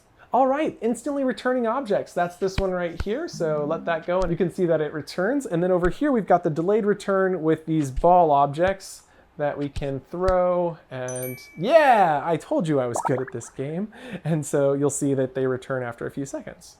The next one on our list is scripted object rotation. So that's that one up there. That's using the rotation script. You know, most of these things that you're seeing in here, we've actually got videos on the channel, so definitely check those out. And they're usually linked right next to the rubric. So if you're watching this and you're like, I don't know how to do that, well, it is right there on how to watch it. So feel free to take your time building this world. It definitely can be a lot. So then the next thing we're seeing is scripted motion. So scripted movement, i.e. a sliding door elevator. Actually, right behind this wall, I forgot. Yeah, there's a sliding here, and this one is scripted. So yes, nice. Let's see what else we got. Great UX that brings world to life. Engaging sound effects, water balloon splash, haptic feedback. So we've done the visual effects and sound effects like all over the place, right? So we got visual effects here and there. And if you pull on these, you get that sound, visual effect. But I don't think there's haptics on it. Like, I could lie to you and say there's haptics because you will feel something, but I don't think I added any haptics to it. So if we want to add haptics really quick, there's a new method that should make this really easy. And so I'm going to add it to our little glow sticks over here and make it so when you're holding this, it kind of puts off a vibrating feeling.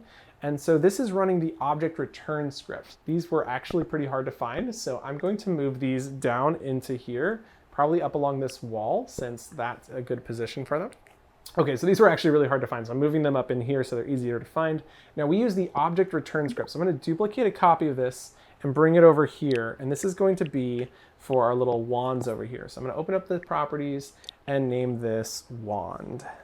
So the thing that makes this wand different is only that when the object is grabbed, it's going to vibrate the player's controller. And so I believe there is a new event in here called when object is grabbed by player with hand. And if we drag this over, we can use this instead of this one. So just drag cancel sending return into that, and then delete this one. And here we're getting the value, is it a right or left hand? And so if we go to the top here, we can grab an if and an else, and that will allow us to say, if it is the right hand, vibrate the right hand. If it's the left hand, vibrate the left hand. And so then we'll go to our actions tab. So near the bottom, you'll find player, where we'll find play haptics on controller. So we're gonna go ahead and grab that and drag it over into here. We can then say play on the right hand of the player who grabbed it. We'll do this for a long time, 1,000 milliseconds, that's 10 seconds. And we'll do it on a low, so very light, and we'll do it softly. And then we'll duplicate this here and then change it to left.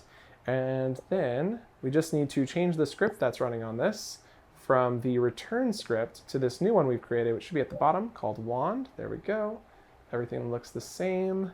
So I'm just making sure that it's on instant return because this was our instant example. So we'll drop down and select wand. Very nice. And now we'll go and we don't need to do anything else. We'll go in, grab this. Ooh, oh, whoa, that vibration was interesting. So never mind, it's actually only 1 second, but wow, that feels good. Wow. That is such a unique feeling. And that's why we add haptic feedback, because it really just changes the experience. It just really improves it. So great job. We've added visual effects. We have added sound effects. We've added haptic feedback. We've added teleporting visual effects and sound effects with this floor here where it teleports that around. Set trigger detection to false. Do we do this anywhere? I believe we use set trigger detection to false on the ping pong table. And so we'll go and check that out over here on the cup. Yep, here it is. On the cup, you can see it set trigger detection to true, and it also sets it to false. Fantastic. So there we have an example of trigger detection being used. I'm not sure if we built this on a live stream or not. There might be a live stream with it in it, but this is really cool. It basically is just when trigger is entered, hide object, and then it's got some other advanced stuff in it. But I would actually recommend you look at the tutorial I did on asset spawning where we set the trigger to false so that you can only spawn one basketball at a time. And I believe it is linked right there next to the trigger detection. So feel free to do that. Next up, we've got 0 scripting errors during evaluation. Look at that, no scripting errors, so we should be good to go. What else are we looking at? Select random item from list, i.e. random spawn points. Okay, so here's a couple of the hard ones, and I've been like dreading these. So selecting a random item from list, I believe, is our emojis. Yeah, so here we can see that we've got sprites in a list. So we're actually setting these to be random Are we? Yep, we're getting a random item +1. Oh, that's not random. Set current sprite to random between 0 and 15. Like, this is so close, but it's really not. I don't think I use this anywhere, which is crazy because of the amount of random in here. So the real problem is the next item on this list, which is object pooling. And the two of these can be done at the exact same time. So I'm gonna show you very quickly how you can do this really easily. I've been actually dreading doing this because it's a little more work than I'd like to do, but it is really worth doing. And so what you do is you start by creating something that you need a pool of. And so let's make a pool of particle effects gizmos, which is a pretty common one. And then let's build this cube as our kind of like manager script. And so we're just gonna call this, let's make our manager script actually a trigger. And so we'll go grab a trigger gizmo. And so the idea that I've got going on is if you touch the Vidyuu sign, it's gonna choose a random visual effects from a pool, and that's how it's going to use it. So here we go. So then we're gonna go to the gizmos, pull out a script gizmo, and quickly write a random asset. So this is gonna be called random asset. We're gonna make this really easy and only use 3. So over here we create a new variable, which is an object called fx. There we go. So there's our fx list of objects. Click confirm. And then we need references to these. So I'm gonna call this vfx1 and then confirm, and then we'll do that 2 more times. Nice. So then we're gonna go to our operators tab, scroll down to list functions, where we're gonna find add to list. And so our goal here is to add all 3 of these to the FX list. And so then we'll go visual effects 1, duplicate, visual effects 2, oops, and duplicate, and then visual effects 3. Very nice. So we got visual effects 1, 2, and 3 added to the FX list. And then we'll say when trigger is entered by a player, we need to choose one at random and play that visual effect. So the goal here is to play a visual effect. So on the actions tab, I'm grabbing play visual effects. And then the effect we're going to play is from the operators tab. Under list, you can say get item from list, drop that into here. The list is the FX, thumbstick to the right to duplicate. And then the number is a random number between 0 and the length of the list. So we go up to random number and drag that into here. 0 is already filled in. This is where we're going to put length of list. So scrolling back down to list, you'll see length of list, and then we just drop in the FX. And so this will give us a random integer between 0 and 3, and the position values of these are 0, 1, and 2. And so it's going to give us a random effects to play. And these should be moved to the position of the trigger. So to make this the best it possibly can be, you click move, and this is going to be this item. So we need to know which item it is. So we say new object called current FX, and then click confirm. And then up here we can set current FX to be this random value that we got from here. And then we can duplicate current effects into the move code block as well as the play visual effects code block. And then where are we moving it to is the position of self. So under operators, we can go down to object and get position of object self. And then we don't have self here, so we can grab self from the values tab right there at the top. Ta-da! Nice. I'm losing my voice, sorry guys, but I'm going to keep powering through. We're doing really good. So this is now done one version of this. This is the random asset version. I would not call object pooling though. It does choose one at random, which is nice, but it does not do it in a way that is efficient in the sense of pooling where you want to use one at a time until you get to the end of the list and then cycle back to the beginning. And so we'll duplicate this and show you that in a second, but first let's set this up. So we're going to drop down and select our new script, random asset. And then over here, we're going to need 3 of these. So I'm going to duplicate up a copy and then another copy. And then on the properties panel, we'll turn off play on start and choose any effects you like. And so I'm a huge fan of these magic ones. So magic, collapse, build up, and vertical lines are the 3 I'm going to use. All right, with those selected, we can then drag their pills down into the respective slots, so 3, 2, and 1. And so we'll just go ahead and drag that into 2, and then last one into 1. There we go. So we've now wired up these visual effects into their respective slots. Now, because these are going to teleport, I'm going to drag them down and place them over here. And right about there should be fine. Since these are invisible, it's not like anyone's gonna be able to see them, so it's just a good spot to put them. And then we have the trigger, and so what we want people to do is to like pet the Vidyuu sign. So it's like, please pet the Vidyuu sign. It's a thing, apparently. Select, and then scale that nicely. Very good. Okay, so now that that's set up, we can test it out. It would be best to add a sound effect to this as well. Like sounds really do level up an experience, but just for the sake of just getting this done as quickly as possible, I'm gonna go ahead and leave this as is. I am going to select this though and make an asset out of it because I think this is a really, really good asset for the Essentials bundle. So we'll go create new asset and call this random VFX. Please sort. Awesome. So nice job there. Now that we've made this one, I'm going to do the exact same thing with this, except for slightly different. And so what we want to do now is do this in order. So rather than using a random integer, we're going to create a new number variable called I, which represents iterator. And then we'll go ahead and click enter, click confirm. And then what we want to do is up here on our values tab, grab set to, and we're going to be setting I. So we'll go grab I from here, place it there. And then on our operators tab, we can scroll down and grab modulus, placing it into the value side here. And then it's I plus 1. So we'll go grab the plus symbol from here, and then I goes into the A slot. And if you're not following along yet, I will explain this all very, very shortly. Plus 1, and then we need to modulus this by the length of the list. So we'll go back to our operators tab, scroll down, grabbing length of list and dropping it into the B slot. And then we can duplicate up the FX. So now what's happening here is it goes 0, 1, 2, and then when it gets to 3, it cycles back to 0, and then it goes 0, 1, 2, 0, 1, 2. So you're always grabbing the next in the list. So this order does matter then on which one is played next. So then we can set the current effects to be get item I from the list. And like that, we have created what we're going to call FX pool. All right, so we've got our FX pool script created, and now we can just wire this up to another trigger. So we're going to duplicate this trigger, and while it doesn't matter which trigger we use because we're going to be resetting this, we need to select the new script. Unfortunately, we have to rewire all of those. Unfortunately, we do have to rewire each of these visual effects, so I'm going to go ahead and do that. Just give me a moment. All right, with those in, we're actually sharing these visual effects with both triggers, which is pretty cool. And now we can place this trigger into another spot. So I'm going to go ahead and place this one over here on the volume control. So every time you adjust the volume control,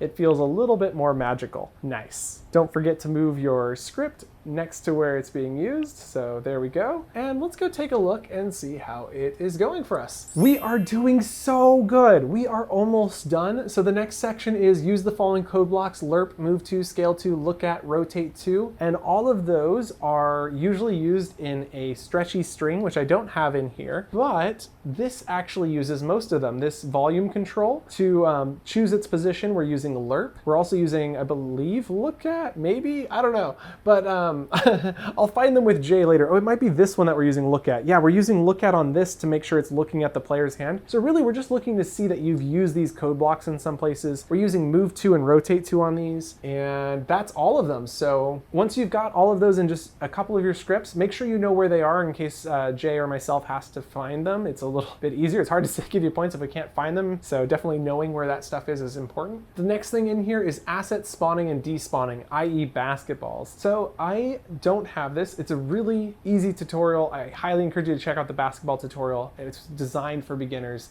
who are, and presumably if you're taking this test, you're not even a beginner at this point. So asset spawning is scary. I know it. I don't even want to get into it right now because it's just like, there's a whole tutorial you can watch if you want to get into it. But like these balls here, these could have been assets that were spawned in. And so unfortunately, I'm not going to get the point for this. It's a half point that I'll be missing. But this is where I think sometimes when you're looking at your scripting, it might be best to figure out strategically what do you do and what do you not do. And so trust me, do the basketball one. It is relatively easy. So trust me, this is one you definitely want to do. But this is one that I'll be skipping because I know I'm going to pass this. And it's just a pass or fail test, right? You just need to get higher than 70%. And so if you want to watch that video, you can check it out. The link is right next to the item in the grading rubric.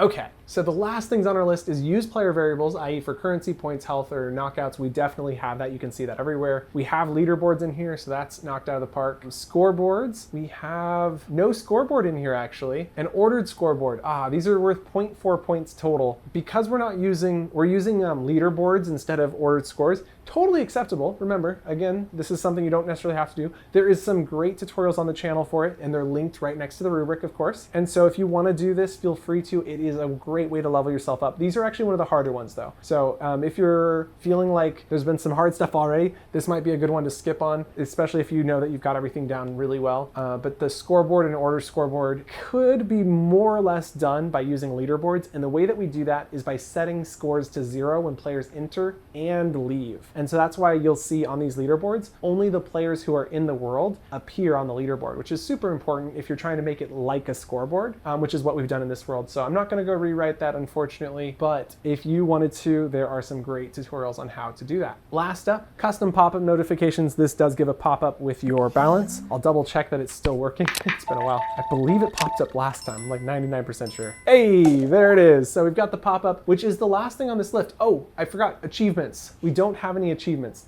This is relatively easy to set up. We don't have a great video on it, which is why I'm gonna do this with you. We are working on making more videos. I think one actually just came out. Oh no, Kayo's reviewing it, so should be coming out soon. There is an awesome video on leaderboards coming out soon, so look forward to that. All right, so we're gonna go ahead and pull out this achievements board here. Go ahead and scale this up. We need a place to put it, so I'm gonna put it right over here. I like to try and keep it relatively the same. I'd love to just copy the design over. I might in fact do that actually. Let's see if I can grab this without selecting too much. Deselect. Okay, there we go. So I've grabbed just this guy and I'm gonna duplicate and slide that over. There we go. That is a nice little board there. It looks like I missed this piece here. So I'm gonna go and grab that and slide that over and then snap it so it lines up with, oh, that is so weird. That did not line up at all. Okay, so we're gonna go select this again and just try to get that lined up nicely. So I think we just slide this. Oh no, this is harder than you might think. There we go. And slide and snap to there. Okay, I was just trying to add a little bit of flair. Can you blame me? So I'm gonna select this and then slide it into place to get my leaderboard in the same exact design as we see it with the other leaderboards. So this achievement board just matches so nicely. Okay, so that is in. I think we're gonna need to grab this piece and scale it up to here. And then to prevent overlap and flickering, we do need to select this guy and then scale that up to there. Whew, okay, there's our achievement board. Now, this probably looks super intimidating if you've never used it before, but in this world, we're already tracking points, so we can actually do this pretty easily. So display title is going to be called achievements, that's fine. Number of entries is 5, that's fine. That is all we need to do for this. Believe it or not, there's no scripting required to set up the type of achievements we're gonna be setting up today. So if we open up our menu, head to the systems panel, go to achievements, we can create an achievement that is based on a player persistent variable. And so we can give it a script ID like 01. Okay, so these actually need really good names like you done good, and I'm purposely misspelling it. You done good. Okay, there we go. You could add a description if you wanted to. You can add a thumbnail. I recommend adding a thumbnail. Let's just select something good. Well, anyway, so that's, for some reason it's not letting me select thumbnail because I haven't taken a picture while I'm in this world. Anyway, you need to add a description. You can update this later too. The variable we're gonna be tracking is the points variable, and the completion threshold is 25,001. So if you get to 25,001, you've done good because you're not negative. You've actually made progress. So go ahead and hit save. So there's the you done good. Oh, and cool, you can actually see your progress, right? Like, so 25,000 out of 25,001. And so if I walk over here, I can drag this down. And if I win, yeah, I didn't win. So it's hard to get, like I'm going down. So this is actually this is really fun. I'm gonna have to add this to the actual game, but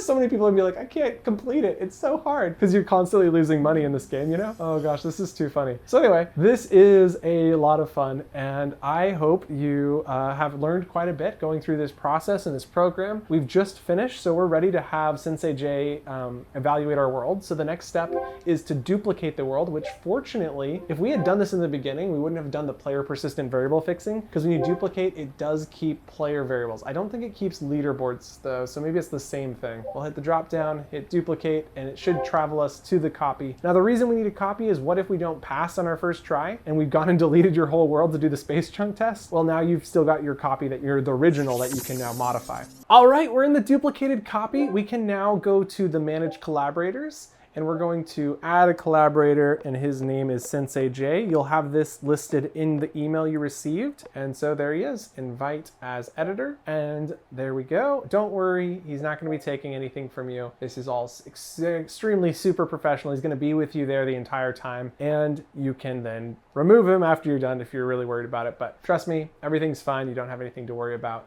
We were really here just to help you grow and become better. So now with our world set up, we can see that under collaborators, Jay is a pending invite. He's going to be joining us very soon. This is the time we have scheduled for, so he'll be here momentarily. I'm going to go ahead and enter and make sure everything's working. I'm not sure the leaderboards are going to work, but I'm going to give it a go. Looks like achievements might also need to be reset too. So a couple little fixes with the duplicating method, especially if you're in the scripting. Oh, the leaderboards worked. Okay, so leaderboards worked well, that's good. The achievements, on the other hand, need to be retied. So looks like that is the one thing we do need to work on. So I'm gonna open this up and open up this. Oh, right, it's not this achievement, it's actually inside of your system, achievements, and then select. Oh, we have to reset the track persistent, reset the value? Interesting. Wow, it really has you redo this. 001, and then the track persistent variable is points. Okay, so that has all been updated, and we'll click save, and then you can see it over there. Perfect. Nice. We've done it, you guys. This is so awesome. I'm so excited for this test. I'm like really excited, but I'm also super nervous. There's Sensei J. He's just loaded in. The evaluator's here. I know you all are going to feel exactly like this. I mean, I assume you will. If you don't, then you're probably doing something better than I am. But, you know, I didn't even test this. I forgot to just make sure this works. Yep, it works. There you go. You can see it working. Okay, good. And then I should double check this one works too. Oh gosh. See me. Look at me. Okay, look at that. That's cool. Nice. Hey, Jay, welcome. You're invisible to me right now. Hello. Can you hear me? I am invisible to everything. Oh, weird. Everything is invisible to me. Oh, How poor strange. Sensei. I'm That's waiting okay. Come on in. Oh, here I am.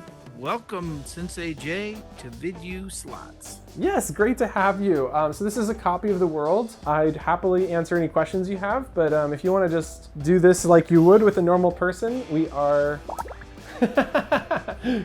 Well, it is great to see you. You as well. And I am excited to assess the world. Thank you. Yeah, I hope I didn't do anything too crazy. I mean, I made a whole background. You know how we need backgrounds, so I put a background in for you. It looks Okay, nice. very good. Like, look at it, I built that all from scratch. Nice. It's a very lovely window and background. Yeah. Excellent. So I'm going to start. I'm just basically going to go right down the rubric for you, okay? Okay. Starting with, and I'm peeking under my mask here to start on the building section. So floors are level, walls are straight, no Z-ripping. I'm going to actually go into build mode and just poke around a little bit. Okay. Go for it. Very nice. Everything looks level. Everything looks, walls are straight. I don't see any Z-ripping at all. Looks good. Looks very good. All right, I think we can check those three off. Awesome. Has animation, which obviously it does. Yep, we've got a couple types of animation. I got the rotation animation above you, and I've got the sliding up and down hand animation right here. Which is, let's come back in here. All right, very nice. And the rotational animation is part of the scripting as well. So yeah, and we're doing both. We right? are. Yes, we are doing both. Okay, good. I do consider right. myself more of a scripter than a builder, but I've been practicing. I think this is a world that you can see me trying really hard. I know it's not perfect, but like this is me trying hard to be a good designer. I know it's not great, but please don't fault me for it. Well, actually, I love the design of these little games. Thank you. And I love the background window and everything. That's fabulous. Thank you so much. How cool is that? Yeah. You are very welcome. All right. Is anything flashing less than 3 seconds or 3 flashes per second? That's good. Yeah, I That's usually wonderful. avoid flashing. So. Yeah, well, and there are so many people that are photosensitive and that can really affect them in a very negative way. So it's really important that any world that is built doesn't have any of that kind of stuff. So, all right, no high contrasting patterns here. Very nice design. I love the color schemes, though. Thank you. Of the different tables, those are great. Yeah, you notice they are alternating too. It's green, yellow, yellow, green, and orange, red, and yeah, so on. Yeah. Very cool. Very cool. All right. I don't see any high contrasting patterns, so I'm just going to keep moving down my list here. Animation inside another animation. Got one of those? Yes. So I didn't have one, but you can see now that the skylight or sky fan is animated up and down as well as rotating. And so that's very nice. A rotation been grouped with the... And is this hand recorded animation, or is this So the rotation is scripted and the hand animation is up and down. I see. Do you have any with like two hand animations that are one with inside the other? I don't, but because we gave Hyperjewel the vote for like the fish thing, I figured that was okay. I do remember doing that, so yeah. Our precedent was that this is okay. So I've told everybody this. That's true. That's true. So I think that that's not unreasonable. And, you know, if I was making something, a world, I would absolutely script in the animation because I think it's smoother and it looks nicer than hand animating a fan rotating around, for example. I mean, you can do it, but, you know, if you had the skill, might as well put it to good use, right? Yep. Ambient design, and I was... Yep, there is a sound block up here that kind of is like an interior sound, and you can hear it kind of like a motor humming, and I just put it above. Okay, very good, very good. Probably should have added some bird sound effects outside, but that's an afterthought now. Casino, you know, vibe. I didn't really want bird in the casino, but this was like, I need to put something there, so, you know. Well, since I'm assuming that nobody can actually go outside, right? Oh, so I know we haven't got to that part of the exam, but I'll show you real quick. So there's a respawn point below the world. You'll see that in a moment. But then I reused it over here, behind here. You can see that I reused the script, and we teleport to the top. So you can actually get out here. And you can actually get out here. Okay. You can even test the respawn script, and you can see the whole picturesque view here. It's only 180.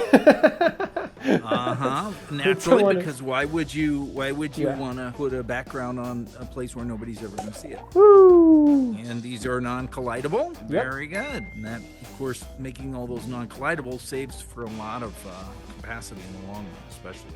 Yeah, I take it the ceiling fan is non-collidable too. Yep, I did double check. You can check as well, but I did check. Yeah, I will. This one was collidable actually, and then I made it non-collidable. This one here. So now, let me move on down my list here. Let's see. Custom colors, materials, textures, and texture sheens I'm sure you'll find them all. Absolutely. Well, I was noticing that when I first came in. Obviously, the colors I've already made a comment on, but the textures, you know, those can add so much to a world by, you know, just adding different textures with it. I realized I hadn't used a lot. I use a lot of the speckled spots because I really like the way that looks. But you'll really see it when you see the wood grain on the fan and the stone on the stone pillar over there. Yep. And I noticed that you have hand colliding with static objects turned off. Yeah, I'm not a huge fan of that.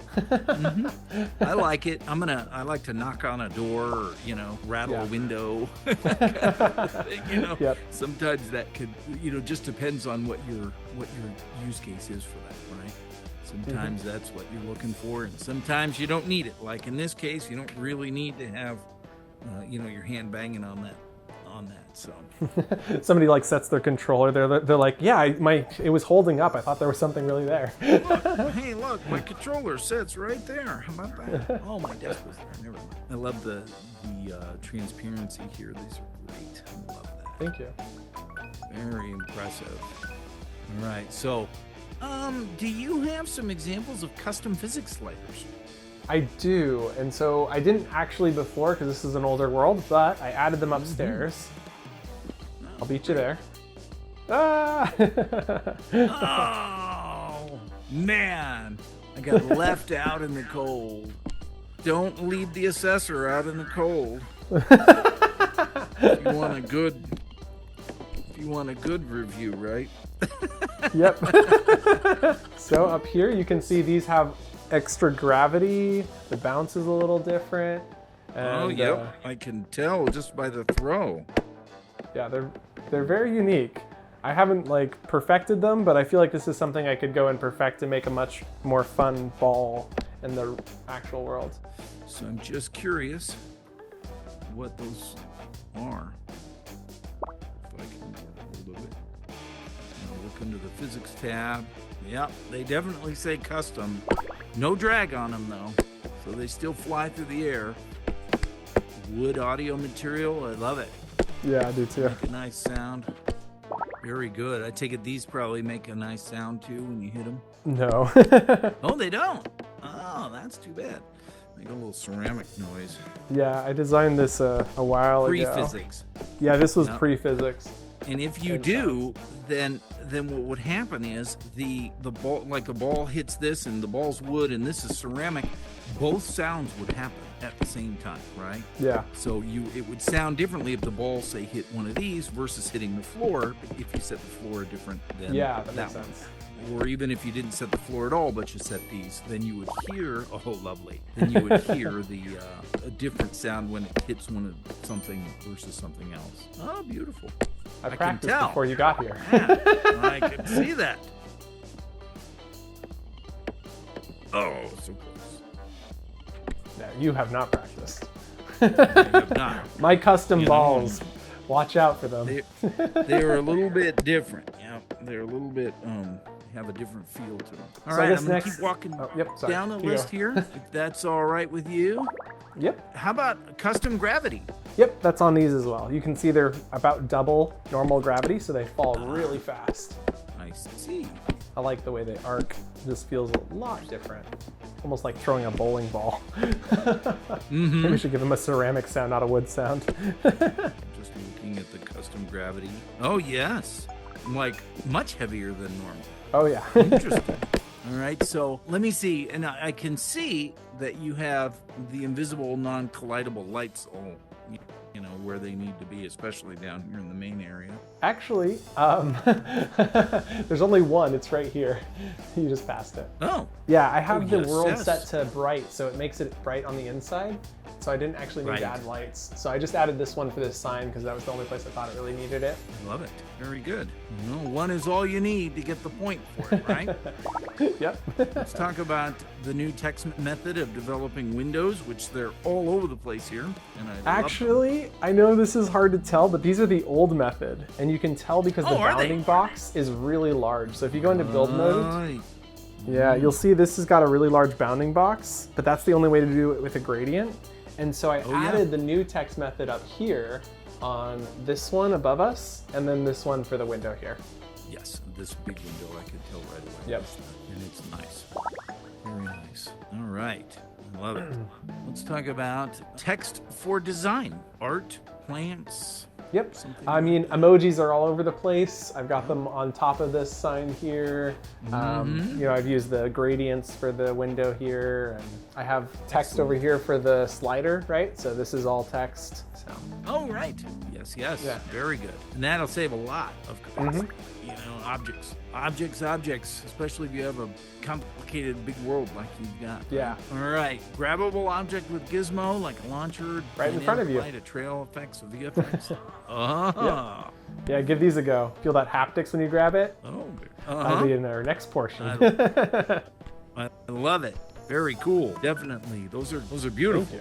The animated gizmo with launcher. So that over here is this one. And so this is animated up and down, and it's got a launcher in it. I know it's not great, but I figured it would get the point. Hey, but it works, right?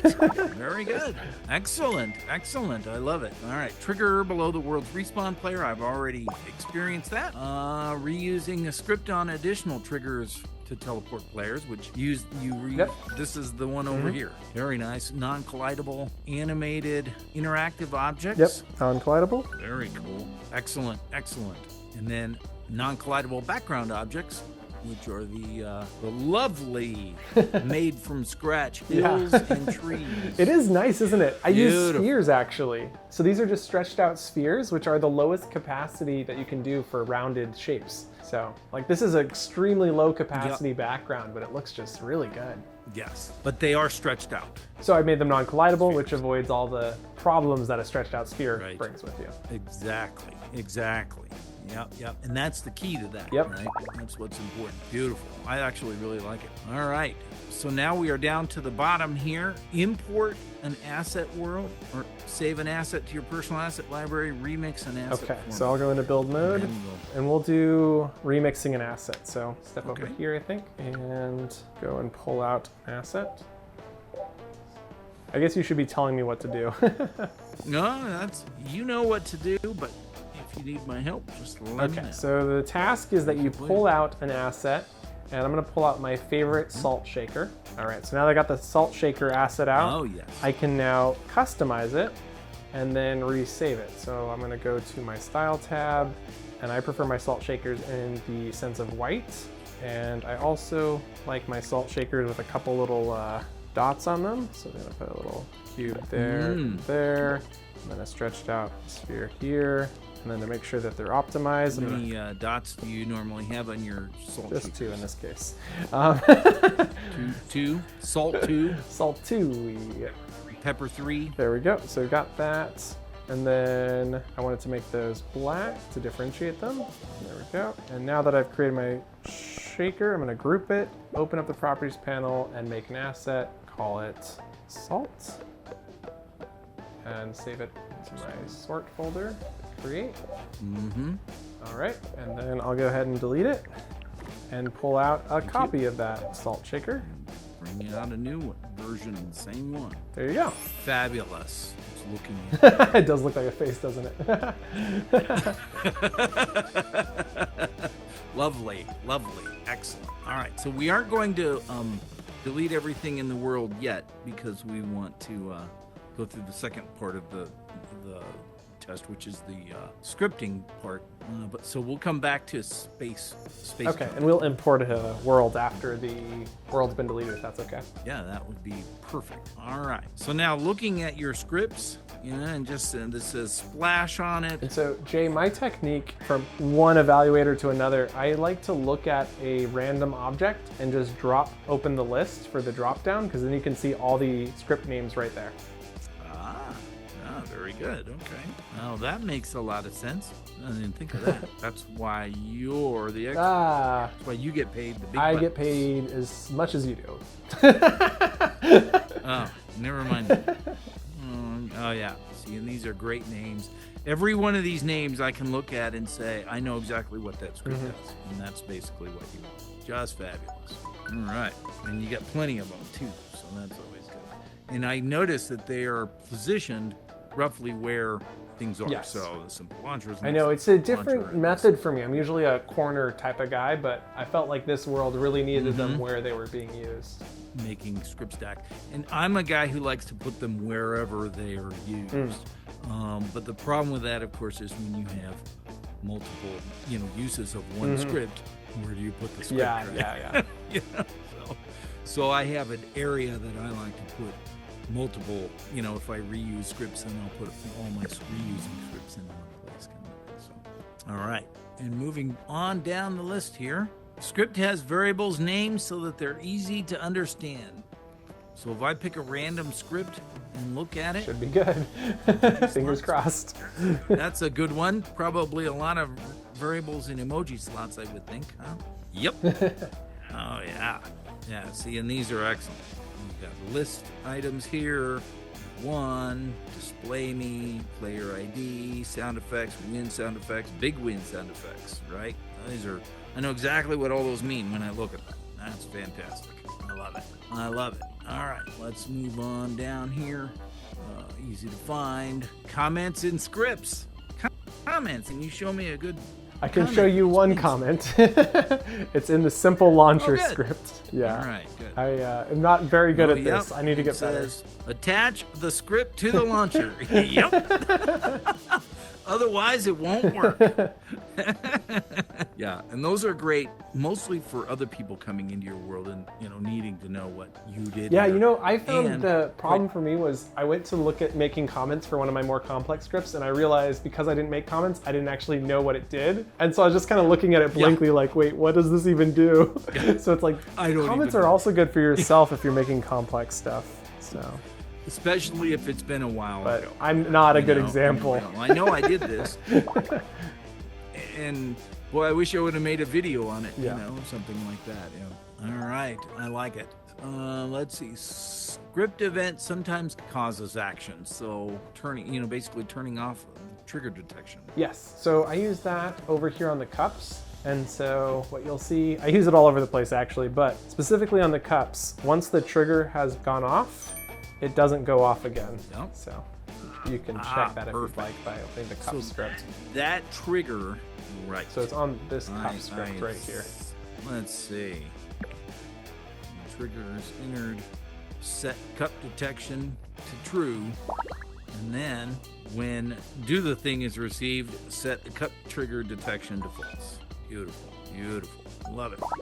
And that's a great way to prevent unwanted things from happening, right?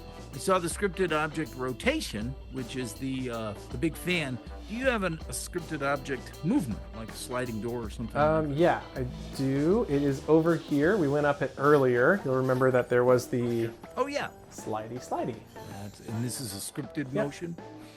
Nope, yep, looping motion. I didn't know if that was... And you'll notice it's actually pretty advanced for a sliding elevator. Well, yes it is. Yes it is. This is an old script. Is it? This shouldn't... You can tell because the loop is deprecated. Oh yeah, it's not that old. I mean, it's like, I built this only a month ago. It's an old script if it's a month old because it has a couple of deprecated but yeah. loop ones. That's only because they changed the way that those happen and delayed ones, and they didn't want negative impacts in previously published. Actually, I'm realizing this is actually a really old script because it doesn't include what I thought it included, but that's okay. Fans of the asset bundle will know that it does a lot more nowadays. That's exactly right. All right, let's see. Okay, teleported visual effects or sound effects to a position. Jump up and down? Using a sound effect. And I actually have a couple examples of this. So check this out. I've also got it here. I noticed that when you spawned in, I realized that it also happens on this guy here. An asset there. So this chooses a random asset, or excuse me, a random visual effects from the list. So this is the example of random asset from the list. And then over here, I do, using the same exact visual effects, I teleport them over here where it uses in a list, but it iterates through them. So it's a example of I see that. Object pooling. Yeah, where you're object pooling, yes. Beautiful, love it. At the same time, and that really is nice because it reuses the same assets instead of adding capacity to your world by using multiple versions of the same asset. Fabulous, very nice. And I'm curious to see, this is only for my own curiosity, I look at the world capacity levels to see. Yeah, I haven't actually looked at that. I think it's pretty good actually here. Yes, objects are 61, simulation and animation is 61, and that's because you have 8 players in the world. And then geometric complexity is only 45%. Fantastic. So you're well under. Optimization king. Yeah, beautiful. That's what you want. That's what you want, because then that allows you to bring in more players, more people into the world, and therefore have a much better experience for those players. So, object pooling, we just talked about that. All right, do you have the lerp look at and rotate to? Yeah, I do. Your scale to? So you'll see lerp is used on this one. It also uses move to, and I think it's also using rotate to as well. And then look at and rotate to and all of that is also on this one, where you'll see it's locally scripted to move up and down following your hand. So it's looking at hand, it's rotating, it's moving. Very good. Very good. I hope you're a winner. Hey, you won! Well, I spent 500 though, so did I really win? Oh, nope. Sorry. That was an expensive demonstration. So this is embarrassing, but I didn't do asset spawning and despawning. Oh, I hate that. I know, so I don't get the point for that one. Nope. All right, I'm going to go ahead and check those on, or remove those. Asset spawning and despawning. Use player variables and currency points, health, KOs, obviously. Pretty self-evident. You can see that in here. Yep. Yep. I love it. Check this one out. You've done good. All you have to do is get $1 more than what you started with when you arrived. Oh, well, there you go. It's so hard. I haven't got it yet. I've been trying. It's actually way. You don't have it. I don't. It's really hard. I don't have because you're it constantly betting, so you're just losing money. The house is stacked. It is stacked against you. It's so funny though. All it takes is one. See how you. Yep. I see how you are. Oh. You know what? If you were. if you were smart, you would have scripted in so that your assessor would be able to pull and then boom, stack it to the assessor, right? And then you can remove that code block after. Because as they say, right, you go to Lake So5's world the first time for fun, and then after that, every other time for revenge. Right? Let's take a look here. Leaderboards, achievement boards, ordered scoreboard. No ordered scoreboard. I'm sorry. Yeah, I was gonna say I didn't see it. Yeah, no scoreboard either. I used that one too. Yeah. And no scoreboard. Yeah, the way I'm using leaderboards is basically the same thing, but This exactly the same. so thing. it's okay that I don't get the point. And for that's that. sort of what they're for. So custom pop-up notifications. I saw my welcome when I first. And you came get in. one when you pull the lever too. Oh, there you go. You won. Oh! Oh! I got the You achievement! really won. I got the achievement! Yay! Yes. I don't believe it. Yes! You got the I achievement. did it! I done Congratulations. good! See, that's Yeah, I fantastic. didn't expect that. You only needed me there for I good luck. did. All right. So now what we need to do I is did check want for to call Spacejunk. out that we didn't talk about great UX. I accidentally pushed us over yeah. that. I'm sorry. Well, that's exactly right. Wait a minute. How come I didn't see that earlier? Because I messed you up. I'm sorry. Oh, yeah. See? Yeah. Great UX that brings the world alive. Engaging sound effects, water balloon splash is what the example is, right? Yep. But, you know, I mean, I think you've seen it everywhere. There's enough Sound, of visuals. I've got the haptics on here. yes. That's, you know, there's an awful lot of really great, I think, there Thank is, you. you know. And you're obviously teleporting your visual effects and sound effects and stuff like that. Mm-hmm. I would give you the point for that. Oh, thank you. I hope so. I'm pretty sure I got it. Yeah. All right. So now we're down to We're done, right? Oh, we've got to delete everything. well, we have to import a world, but we also want to check for Spacejunk. Yep, so let's start by checking for Spacejunk. Is that cool? I'll help you delete everything. Yes. And then I think we should stop the world while we delete. Yeah, that's probably a good idea. Let me know when you've done And this that. is a copy, so no biggie on deleting. Yep, absolutely. I will be so embarrassed if I have Spacejunk in here. I'm 99.99% sure there's nothing. All right, okay, so I slid the players down to 4 so that you can't, so capacity is reading 1100, so there is something left somewhere. Let me go find it. Oh, maybe it was just a delay from when you were deleting. No, it says there's some 1% simulation animation here. Okay, I found it. It's right here. Yay! Oh, It is. look at that. That's it. Now, All right. 1 zeros all the way. 1 with zeros. Yep, there we go. Whew. Perfect. And last thing to do is to import something. So I'm gonna pull out a cube that we can stand on together. And then I need to import something. And then I've passed, right? I believe so. It's been a while since I've made an asset that I can import, because I deleted most of the assets from way back when. But I think, let me go to my published worlds.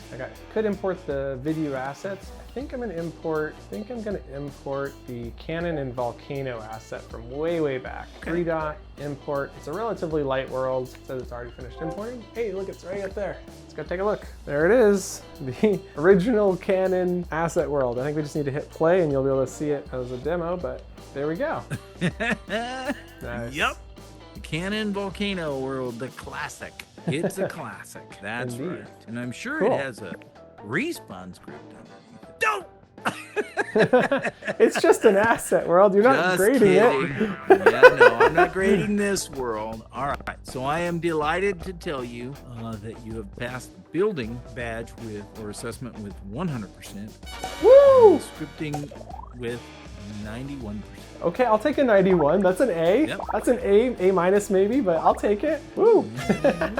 Cool. All right, congratulations. Thank you, Jack. All right. So what's next? Yay! That's it. So what will happen is I will send you an email with your results, complete with the grading rubric of exactly where the scores came from. Also attached will be your badges and links to the rubrics, which have videos that you can go study and watch and learn even more, especially about the things that you need to brush up on a little bit. You didn't get before. Thank you. You are very welcome. It is my pleasure. And And congratulations. what about getting my profile set up? Oh, that's a very good question. I forgot about that. In the email, there will be a link that you can click onto, and then you can set up your profile. It's very easy, very user-friendly. So figure it out. You put your pictures on there, your picture of yourself on there, plus references and things like that. Yeah, and I saw that people are putting in like what they're available to work on too. That's right. So you can. There's a toggle checkbox drop down that you can say, hey, I do this, I do that. I'm really good at this, and these are the things that. And people can even search for people by that. That's so cool. I love that. Absolutely. Yep. And, so what about getting my physical badge? I just saw Oculus's online, and I really want one of those. How do I get that? It will be attached to your email that I send to you so that you can display it proudly wherever you like. Fantastic. Well, I look forward to getting that email. Me and the viewers here at home are going to wait for that email so we can continue with the video. And we appreciate you so much, Jay. Thank you so much for doing this evaluation. And we will talk to you soon. All right. Take care. Thank you. Bye. Well, we've done it. That was fantastic. Oh my gosh. Such a great evaluation. Huge thank you to Sensei Jay for doing such a good job. And it was a great pleasure to go through it with you guys. And so very soon we're going to be getting that email, and the count of 3, 2, 1, and all right, so we're back. I've got the email. Look at this. Congratulations, you've earned your Vidyuu verification builder and scripter badges. So good. Oh, here's a link to the grading sheet so we can check out our results. So I'll copy that link and head on over here so we can take a quick peek. See what we got. Builder task, perfect score of 100%. You can see it even has my name on it. 0-4. What's up with that? All right, under scripting, we can see the ones that I missed are the ones that we kind of like planned to miss. So 91%, not bad. I'm very happy with that, you know. I definitely could have gone the extra mile and brought in one of the asks previously made, but I definitely feel like this is okay because really the goal is just to pass, and it was a well-educated plan, right?